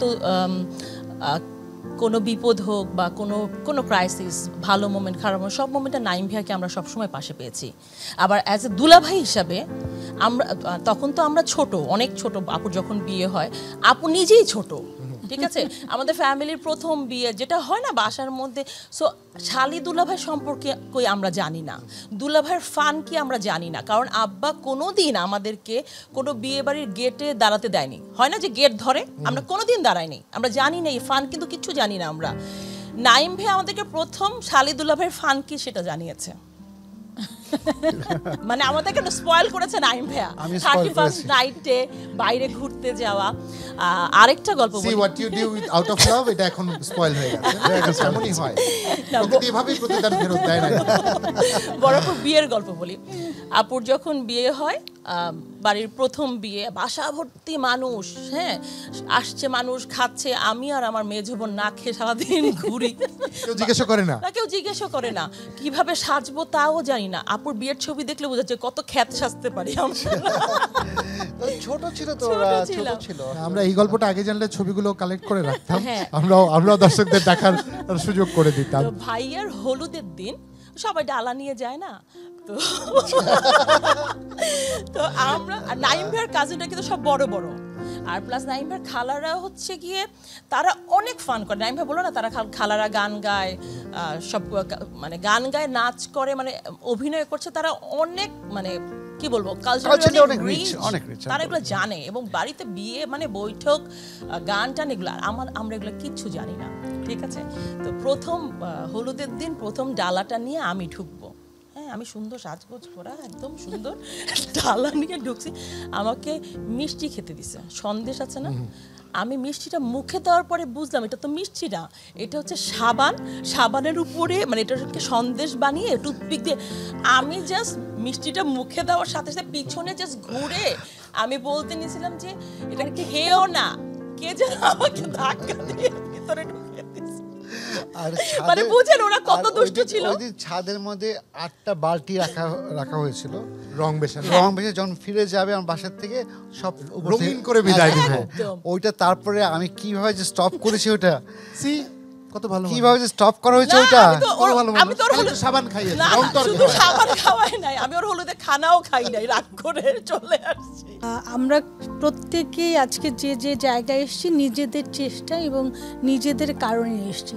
মৌয়ের আজকে এখানে আসা মানে মৌ যে মিডিয়াতে মৌ যতটুক জায়গা করে নিয়েছে, ও একদম নিজের কষ্টে নিজের চেষ্টায় ও আজকে নিজের পরিশ্রম, হ্যাঁ এই জন্য আই ফিল প্রাউড। আমরাও তো অনেকে বেশি, আমরা তো জানতামই যে শাবনাজ আপুর এত সুন্দর একটা বড় বোন আছে। আমিও অনেক এনজয় করি। অসংখ্য ধন্যবাদ বউ আমাদের এসে সময় দেওয়ার জন্য। থ্যাংক ইউ যমুনা টিভিকে এত সুন্দর একটা জুটিকে আনার জন্য। Thank you.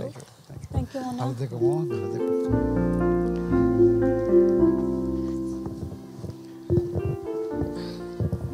অলরাইট, আমরা চমৎকার গল্প শুনছিলাম। এই গল্পের ধারাবাহিকতা চলবে, কিন্তু আরেকটা বিরতি নিয়ে নিতেই হচ্ছে আমাদের।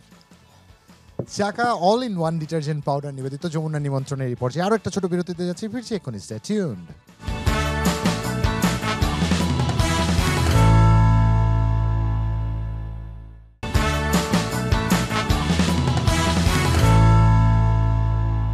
Welcome back once again. Chaka all in one detergent powder নিবেদিত যমুনা নিমন্ত্রণের এই আয়োজন দেখছেন। জুলহা জুবাইর আপনাদের সাথে আছি, নাইম এবং শাবনাজ জুটি আমাদের সাথে আছেন, যাদের জীবনের গল্পগুলো শুনছিলাম।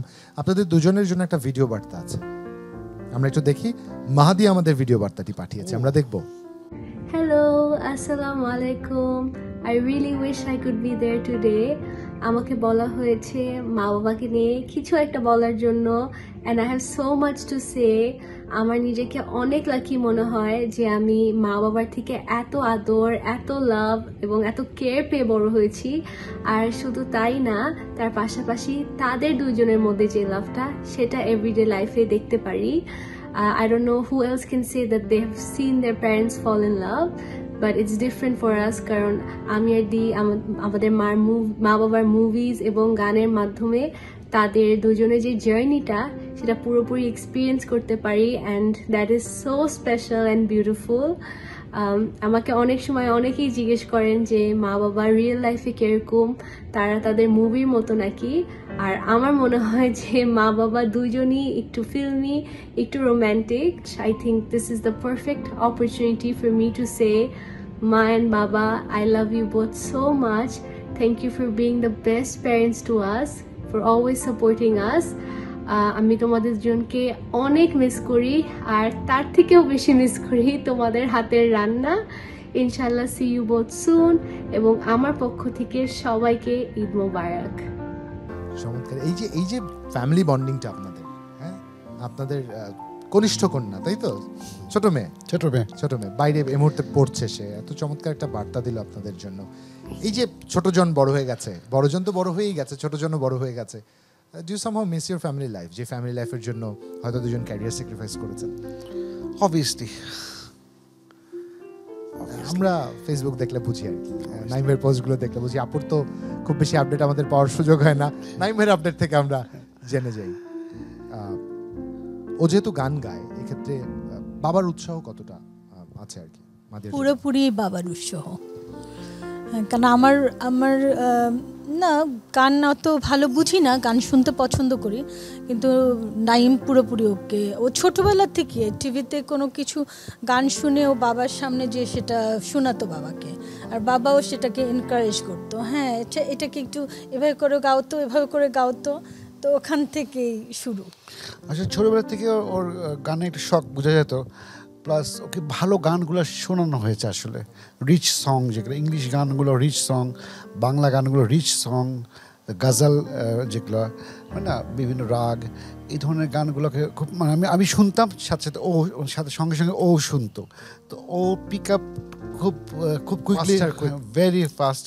তারপর একটু যখন বড় হলো, তারপর একটা ওস্তাদ একটা রেখে দিলাম, সালাউদ্দিন, ওর নাম না বললেই নয়। ও আসার পর থেকে ওর গলা তৈরি করা শুরু করলো, যেহেতু ওর গ্যাপ, অনেক পড়াশোনার চাপ ছিল, মাঝখানে কয়েকটা গান টান করলো। ওর একটা ইউটিউব চ্যানেল আছে, মাহাদিয়া নাইম, তো মোটামুটি ওর ফলোয়ার আছে, তো আমরাও ফলোয়ার। তো যেহেতু ওর পর আমরা দুজনে চাচ্ছি যে স্টাডিটা তুমি শেষ করতে হবে, তোমার গান তো তুমি গেতেই পারবা, তোমার স্টাডি তুমি গ্র্যাজুয়েশন করে ফেলে, তারপরে তুমি গানে যদি ফিরতে চাও গান করো, কোনো সমস্যা নেই। আর আমি তো যেহেতু আমার মেয়ে, তো আমি আমার এনকারেজমেন্ট ওর প্রতি অনেক বেশি আছে, লাভ বেশি আছে, থাকবে। আর ইনশাল্লাহ যদি গেতে চায় আমার কোনো প্রবলেম নেই, ও নিজের ক্যারিয়ার করতে চায় আমার কোনো সমস্যা নেই, আমাদের দুজনের পক্ষ থেকে। মানে অ্যাক্টিং এর ছিল, ভয়েস ওভার আর্টিস্ট ছিল, অভিনয় ছিল, এখন সিঙ্গারের টাকাটাও বাড়িয়ে আপনাদের জন্য স্পেশাল সারপ্রাইজ আছে। I am welcoming my next and last guest, Namira, would you please come and join us? Eid Mubarak. That was a surprise for you.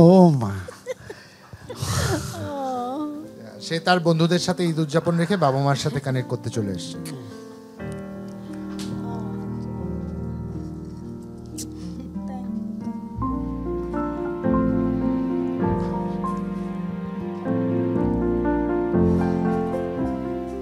The first child is the most planned child. এই দুজনের উনি পৃথিবীতে আসার পরে যে বাবা এবং মা হওয়ার টেস্টটা পাওয়া গেল, হাউ ওয়াজ দ্য ফিলিং? শুনতে চাই। অসাধারণ। আসলে যতক্ষণ পর্যন্ত ওকে না দেখেছি, হ্যাঁ আমি প্রেগনেন্ট ছিলাম, বাচ্চা হবে, কিন্তু যেই মুহূর্তে ওকে দেখলাম দুনিয়া চেঞ্জ হয়ে গেল। একটা অন্যরকম মায়া, মানে সব দুঃখ কষ্ট সব ভুলে গেলাম। The feeling of becoming a father for the first time. Unbelievable. এটা তো বলার অপেক্ষা রাখে না। বাচ্চা যখন ফার্স্ট দেখলাম আমি ওকে, এখানে একটা কথা বলি, ও কিন্তু বাচ্চাকে একা দেখেনি, সে অপেক্ষা করেছে যখন আমি দেখব, তখন আমার সাথে একসাথে দেখেছি আমরা দুজন। He is indeed very sweet. চলচ্চিত্রের হিরো না, একজন স্বামী হিসেবে যে কতটা চমৎকার নাইম ভাই, এটা আজ আমাদের সবার জানা। না, ওকে ওর ফুপু নিয়ে গেছে, খালা নিয়ে গেছে, খালারা সব বিজি, ফুপু বিজি, নানি দাদি সবাই ব্যস্ত, কিন্তু ও আমার হাত ধরেছিল। দেন আমাকে যখন রুমে নেওয়া হয়েছে, তারপর আমরা দুজন একসাথে দেখেছি। আজ থেকে আমার জীবনে ভালোবাসার একটা এক্সাম্পল নাইম শাবনাজ হয়ে থাকবে। ঠিক এইভাবেই ভালোবাসতে হয়, এইভাবে sweetly you should love someone. না সেটা না, সেটা না, এর আগে না এটা আমার কাছে থাকুক না নাইম ভাই, you can not choose for me. এটা নামিরার কাছে যেতে চাই, বাবা মার কাছে, বাবা মার প্রসঙ্গে how strict they are. I wouldn't say অনেক বেশি স্ট্রিক্ট। বাবা ইজ মোর লাইক আমার বেস্ট ফ্রেন্ড। বাবা অনেক কেয়ারিং। যেরকম এখনও আমি এত বড় হয়েছি তাও এভরি নাইট বাবা আমার রুমে আসেন, এসে পানি লাগবে নাকি জিজ্ঞেস করবে, রুমে দোয়া পড়বে, আমাকে আদর করে ঘুম পাড়িয়ে তারপরে যাবেন। অ্যান্ড প্রত্যেক রাতে আমাকে বলে যে তুমি কেন পানি রাখো নাই, but I know he likes doing it. তো আমি আমার বোন দুজনেই ইচ্ছা করে পানিটা রাখি না, উনি নিয়ে আসেন। আর মা আই উড সে বাবার থেকে আর একটু বেশি স্ট্রিক্ট। টিচার আই থিঙ্ক হ্যাঁ মা হচ্ছে ব্যাড কপটা আর কি, কিন্তু she is also very soft at the same time. Soft bad cop, soft bad cop. তো এখন হচ্ছে আই থিঙ্ক মা আমাদেরকে আরও বেশি স্ট্রং বানান অ্যাজ ইন্ডিভিজুয়ালস, আমাকে আর আমার বোনকে। শি অলওয়েজ সাপোর্টেড আরও স্ট্রং হওয়ার জন্য। আর বাবা আমাদেরকে স্পয়েল করে টু বি আরও সফট, হিজ লিটল গার্লস সবসময় আর কি। বাহ বাহ, মানে একটু বাবা মার গল্পটা একটু শুনি। বাবা মা বাড়িতে মুভি রিলেটেড যদি আমার কিছু না না না not movie related, we don't want to know about movie, we know plenty about movie, আমাদের কাছে আর্কাইভে আছে মুভি নিয়ে। দুজন as a couple, as a couple I would say mashallah they're very romantic and sweet at home. তারা দুজন বাসায় এত sweet. হ্যাঁ দে আর মাশাল্লাহ। সো আই থিঙ্ক আমাদের যে আনরিয়ালিস্টিক একটা এক্সপেকটেশন অফ লাভ হয়ে আছে, যে সবাই সবসময় স্ক্রিনে বা মুভিজে দেখে যে এত কিউট লাভ স্টোরি, বাট আমরা মাশাল্লাহ বাসার মধ্যেও দেখি। তো সো আমাদের ওই এক্সপেকটেশনটা আছে যে true love is like this. So ওটা আর কি। এক্সাম্পল বলো একটু, ঝগড়া টগড়া হয় না আমাদের? হয় না আমি হচ্ছে এখন কিছু বলছি না, জানি পরে আমি ব্রাইব নিতে পারি। কার কাছ থেকে ব্রাইব চাইবে? বাবা না মা? ঠিক আছে, বাবার কাছ থেকে। ঠিক আছে, বুঝতে পেরেছি। বিটুইন ইউর ফ্রেন্ডস, যখন বন্ধুদের সাথে থাকা হয়, যখন তারা জানে you are the daughter of Naim and Shabnaz, ওনাদের রিঅ্যাকশন একটা স্পেশাল ট্রিটমেন্ট পাওয়া যায় কিনা? বন্ধুদের থেকে আমি একটা ইন্টারেস্টিং স্টোরি বলি।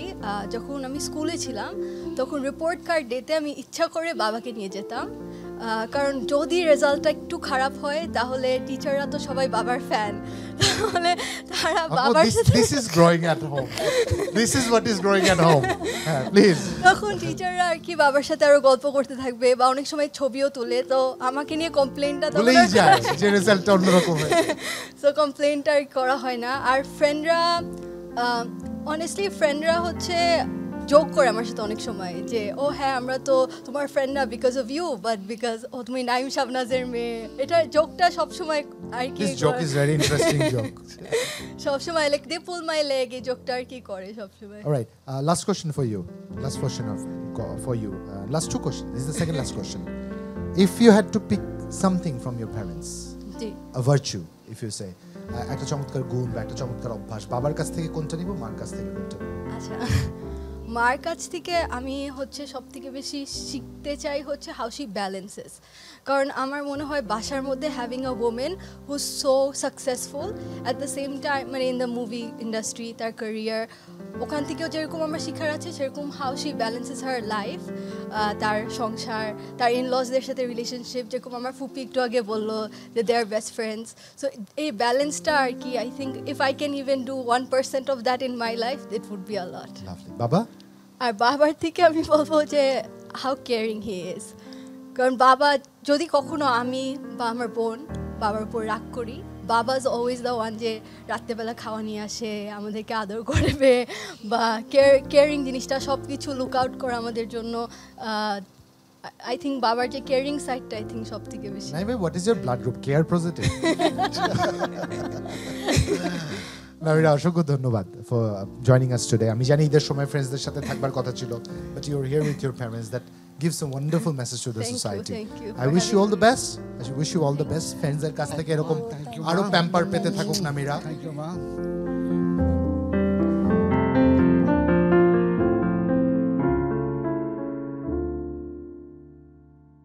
নাইম ভাই, শাবনাজ আপু, এই পর্যায়ে একটা গানে চলে যেতে চাই রাফাত আর ঝিলিকের কাছে। যাচ্ছি রাফাত আর ঝিলিক।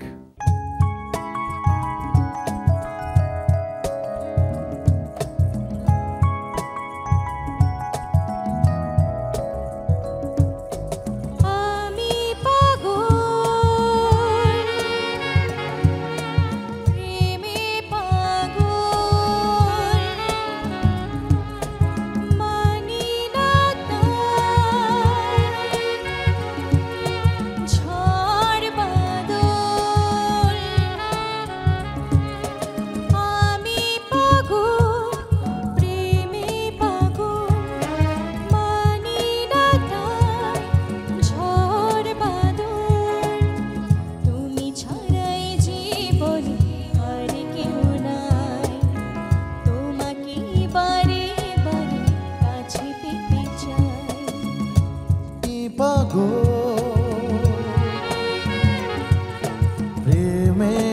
গো মানি না তা ঝড় বাদল তুমি ছাড়াই জীবনে আর কেউ না তোমাকেই বারে বারে কাছে পেতে চাই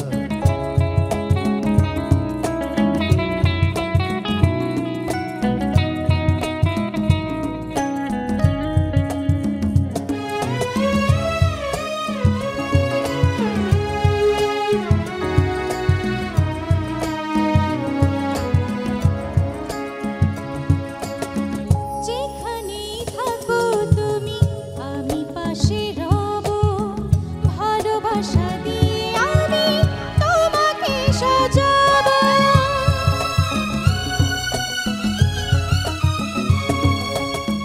যেখানেই থাকো তুমি আমি পাশে রব ভালোবাসা দিয়ে আমি তোমাকে সাজাবো যতদিন পৃথিবী বেঁচে থাকবে ততদিন দুজনার প্রেম থাকবে আমি পাগল প্রেমে পাগল মানি না তাই ঝড় বাদল তুমি ছাড়াই জীবন আর কেউ না তোমাকেই বারে বারে কাছে পেতে চাই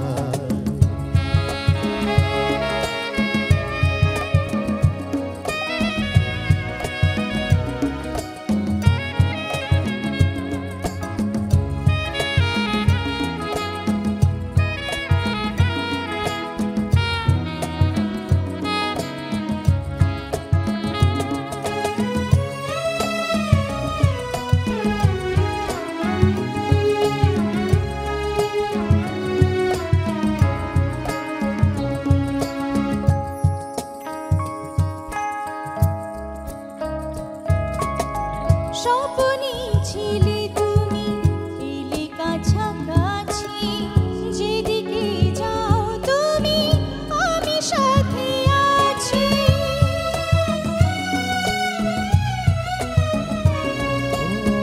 স্বপ্নে ছিলে তুমি এলে কাছাকাছি যেদিকে যাও তুমি আমি সাথে আছি যতদিন আকাশেতে তারা জ্বলবে ততদিন দুজনার প্রেম থাকবে আমি পাগল প্রেমে পাগল মানি না তাই ঝড় বাদল তুমি ছাড়াই জীবনে আর কেউ নাই তোমাকেই বারে বারে কাছে পেতে চাই আমি পাগল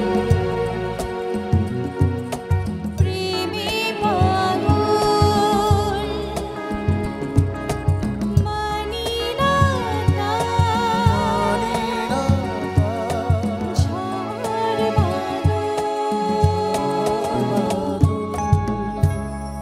থ্যাংক ইউ ভেরি মাচ ঝিলিক এবং রাফাত। শেষ প্রান্তে এসেছি আমাদের কনভারসেশনে। আপনাদের দুজনের কাছে আপনাদের দর্শকদের শ্রোতাদের প্রত্যাশা অনেক বেশি। আমি এতক্ষণ আমার কথা বলছিলাম, দর্শকরা শুনতে চায় আপনাদেরকে। দর্শকদের যদি কিছু বলবার থাকে আপনারা দুজন যে প্রথমে বলতে চান, আপনাদের দর্শকরা আপনাকে শুনছে। ম্যারেজ লাইফ সাকসেসফুল যেটা আমরা বলি জুবাই, ম্যারেজ লাইফ সবার ম্যারেজ লাইফে প্রবলেম হয়, কম বেশি হবে, এটা ন্যাচারাল জিনিস। তো এই প্রবলেমটা কী হয়, লাভ এমন একটা জিনিস আনকন্ডিশনাল হতে হয়। এর আগে আমি বলেছি এই কথাটা, লাভ আনকন্ডিশনাল হতে হবে। বাচ্চার সাথে যেরকম আমি যে বাবা বাচ্চার সাথে ভালোবাসবে, কোনো কন্ডিশন দিয়ে কিন্তু এক্সপেক্ট করে না যে আমার ছেলে বড় হয়ে এই করবে, আমার মেয়ে বড় হয়ে আমাকে এই করবে। তো আমার সাইড থেকে আমি মনে করি আমি শাবনাজকে যে ভালো, তো একদিনে বাসা না, স্টোরি করে ভালো বাসার থেকে বাড়তে থাকে ভালোবাসাটা, ব্যাপ্তি অনেক বড় ভালোবাসার। আমি ওকে আনকন্ডিশনাল ভালোবাসি, এটাই বলতে পারি। আর এখানে একটা সংসার বলি অথবা একটা হাজব্যান্ড ওয়াইফের রিলেশন, যেটা আমি বলি ম্যারেজ লাইফ, এখানে মেইন হলো স্যাক্রিফাইস। আমি কতটুকু স্যাক্রিফাইস করছি আর শাবনাজ আমার লাইফে কতটুকু স্যাক্রিফাইস করছে, এটা স্যাক্রিফাইস যদি করার টেন্ডেন্সি থাকে দুই সাইড থেকে, তো ম্যারেজ লাইফটা খুব মানে মধুর হয় মনে করবো। একটা ফ্যামিলি, বাচ্চা টাচ্চা সব কিছু মিলিয়ে এই থেকে তো আর আমি কিছু বলে, ঝগড়া সব ফ্যামিলিতে কম বেশি থাকবে। এটা আনকন্ডিশনাল লাভ অ্যান্ড স্যাক্রিফাইস, এই দুটো ওয়ার্ডই বলবো আমি। আপু? সেম, আমিও নাইমের সাথে একদমই একমত। কারণ আপনার প্রথম দিকে যে ভালোবাসাটা ছিল সেটা 30 বছর বা 32 বছর পর এক নাই, এখন অনেক পরিবর্তন হয়ে গেছে। এটা ও আমাকে যেরকম দেখলেন, ও কতখানি কেয়ারিং, বাচ্চারা বললো ও যেরকম অনেকখানি কেয়ারিং, আমি আমার একটু উদাসীন, সত্যি আমি উদাসীন। আমি অন্য দিক দিয়ে হয়তো আমার বাসাটাকে ম্যানেজ করা, আর আমি ফ্যামিলি ম্যানেজ করা, আমি ওর থেকে আবার বেশি, আমি ওর ফ্যামিলির অনেককে হয়তো চিনে না, কিন্তু আমি চিনি, আমার সাথে অনেকের যোগাযোগ থাকে। হ্যাঁ, এই জিনিসটা আমি আবার ওই জিনিসগুলো মেনটেন করি। হ্যাঁ, কিন্তু কেয়ারিংটা দেখা যায়, ধরো আমি কোনো একটা কাজ করছি, আমি ভুলেই যাই অন্য কিছু, আমি ওই কাজটাই যতক্ষণ শেষ না করব আমি অন্য কোনো কাজে যেতে পারি না। আর আমার বাসা বলেন, আমার সব জায়গাটা হলো সব কিছু সবাইকে বলা থাকে, এই জিনিসটা এভাবে করবো, ওভাবে করবো, এবং এক্স্যাক্টলি ওভাবেই করে তো মানে হয়ে যায়। ও হয়তো দেখা যায় যে ও বলছে বা বাচ্চারা বলছে বা আগে দেখা যেত আমার শাশুড়ি বলছে, ওটা হয়ও না, মানে কাজটা হচ্ছে না, কিন্তু আমি এমনভাবে গুছিয়ে কাজটা করি যেটা হয়ে যায়। আর কিছু কিছু জিনিস ও যখন অসুস্থ থাকে বা তখন তো একদম মাথা খারাপ, আমারও সেম, ওরও হয়। আমি যখন অসুস্থ থাকি বা বাচ্চারা কেউ অসুস্থ হয়ে গেলে ওর একদম মাথা খারাপ হয়ে যায়, একদম কোনো কিছু বাদ দিয়ে দিই আমরা। তো দুজনকে নিয়ে, ফ্যামিলি নিয়ে, আমাদের সব কিছু চিন্তা ভাবনা, আমাদের 2 বাচ্চাকে নিয়ে, আমাদের সংসার নিয়ে, আমাদের পরিবার, আমাদের আশেপাশে যারা আছে সবাইকে নিয়ে আমরা সবসময় একসাথে থাকতে পছন্দ করি। বাহ, চমৎকার। শুভেচ্ছা রইল আপনাদের দুজনের প্রতি, এবং এই ভালোবাসা সংক্রমিত হোক। আমরা কোনো অসুস্থতার সংক্রমণ চাই না, আমরা ভালোবাসার সংক্রমণ চাই, যা আপনাদের মাধ্যমে চারপাশে ছড়িয়ে পড়বে। আমরা প্রত্যেকে ঠিক এভাবে আনকন্ডিশনালি ভালোবাসতে শিখবো। Thanks to both of you again, Eid Mubarak. Thank you so much আমাদেরকে ডাকার জন্য, যমুনা টেলিভিশনকে, পুরো ইউনিট যারা আছেন ক্যামেরার সামনে পিছনে, এডিটিং সব কিছু মিলিয়ে। গান শুনলাম, ফ্যান্টাস্টিক গান, থ্যাংক ইউ সো মাচ এত সুন্দর গান শোনাবার জন্য আমাদেরকে। থ্যাংক ইউ সো মাচ আমাদের অডিয়েন্স সবাইকে, অনেক অনেক ভালোবাসা। ওয়েলকাম। আজকে বিদায় নেওয়ার সময় হয়েছে, তবে একটা কমিটমেন্ট নিয়ে আমরা আপনাদের সামনে এসেছিলাম যে একজন মানুষকে বা একটি যুগলকে ভিন্নভাবে আপনাদের সাথে পরিচয় করিয়ে দিব। আমার টেক হোম হচ্ছে, আজ ভালো কিভাবে বাসতে হয় তা আমি আজ শিখেছি। হয়তো আমার কিছু জিনিস জানাও ছিল, কিন্তু প্রায়োগিক ক্ষেত্রে তা প্রয়োগে জীবন যে এত সুন্দর হয়, রিয়েল লাইফ এক্সাম্পল দেখে শিখেছি। আপনাদের জন্য এমন মেসেজ থাকলো, একটু ভাবুন, ভাবলে মাথা খোলে, আর আনকন্ডিশনালি ভালোবাসতে থাকুন। শুভরাত্রি, আরও একবার ঈদ মোবারক।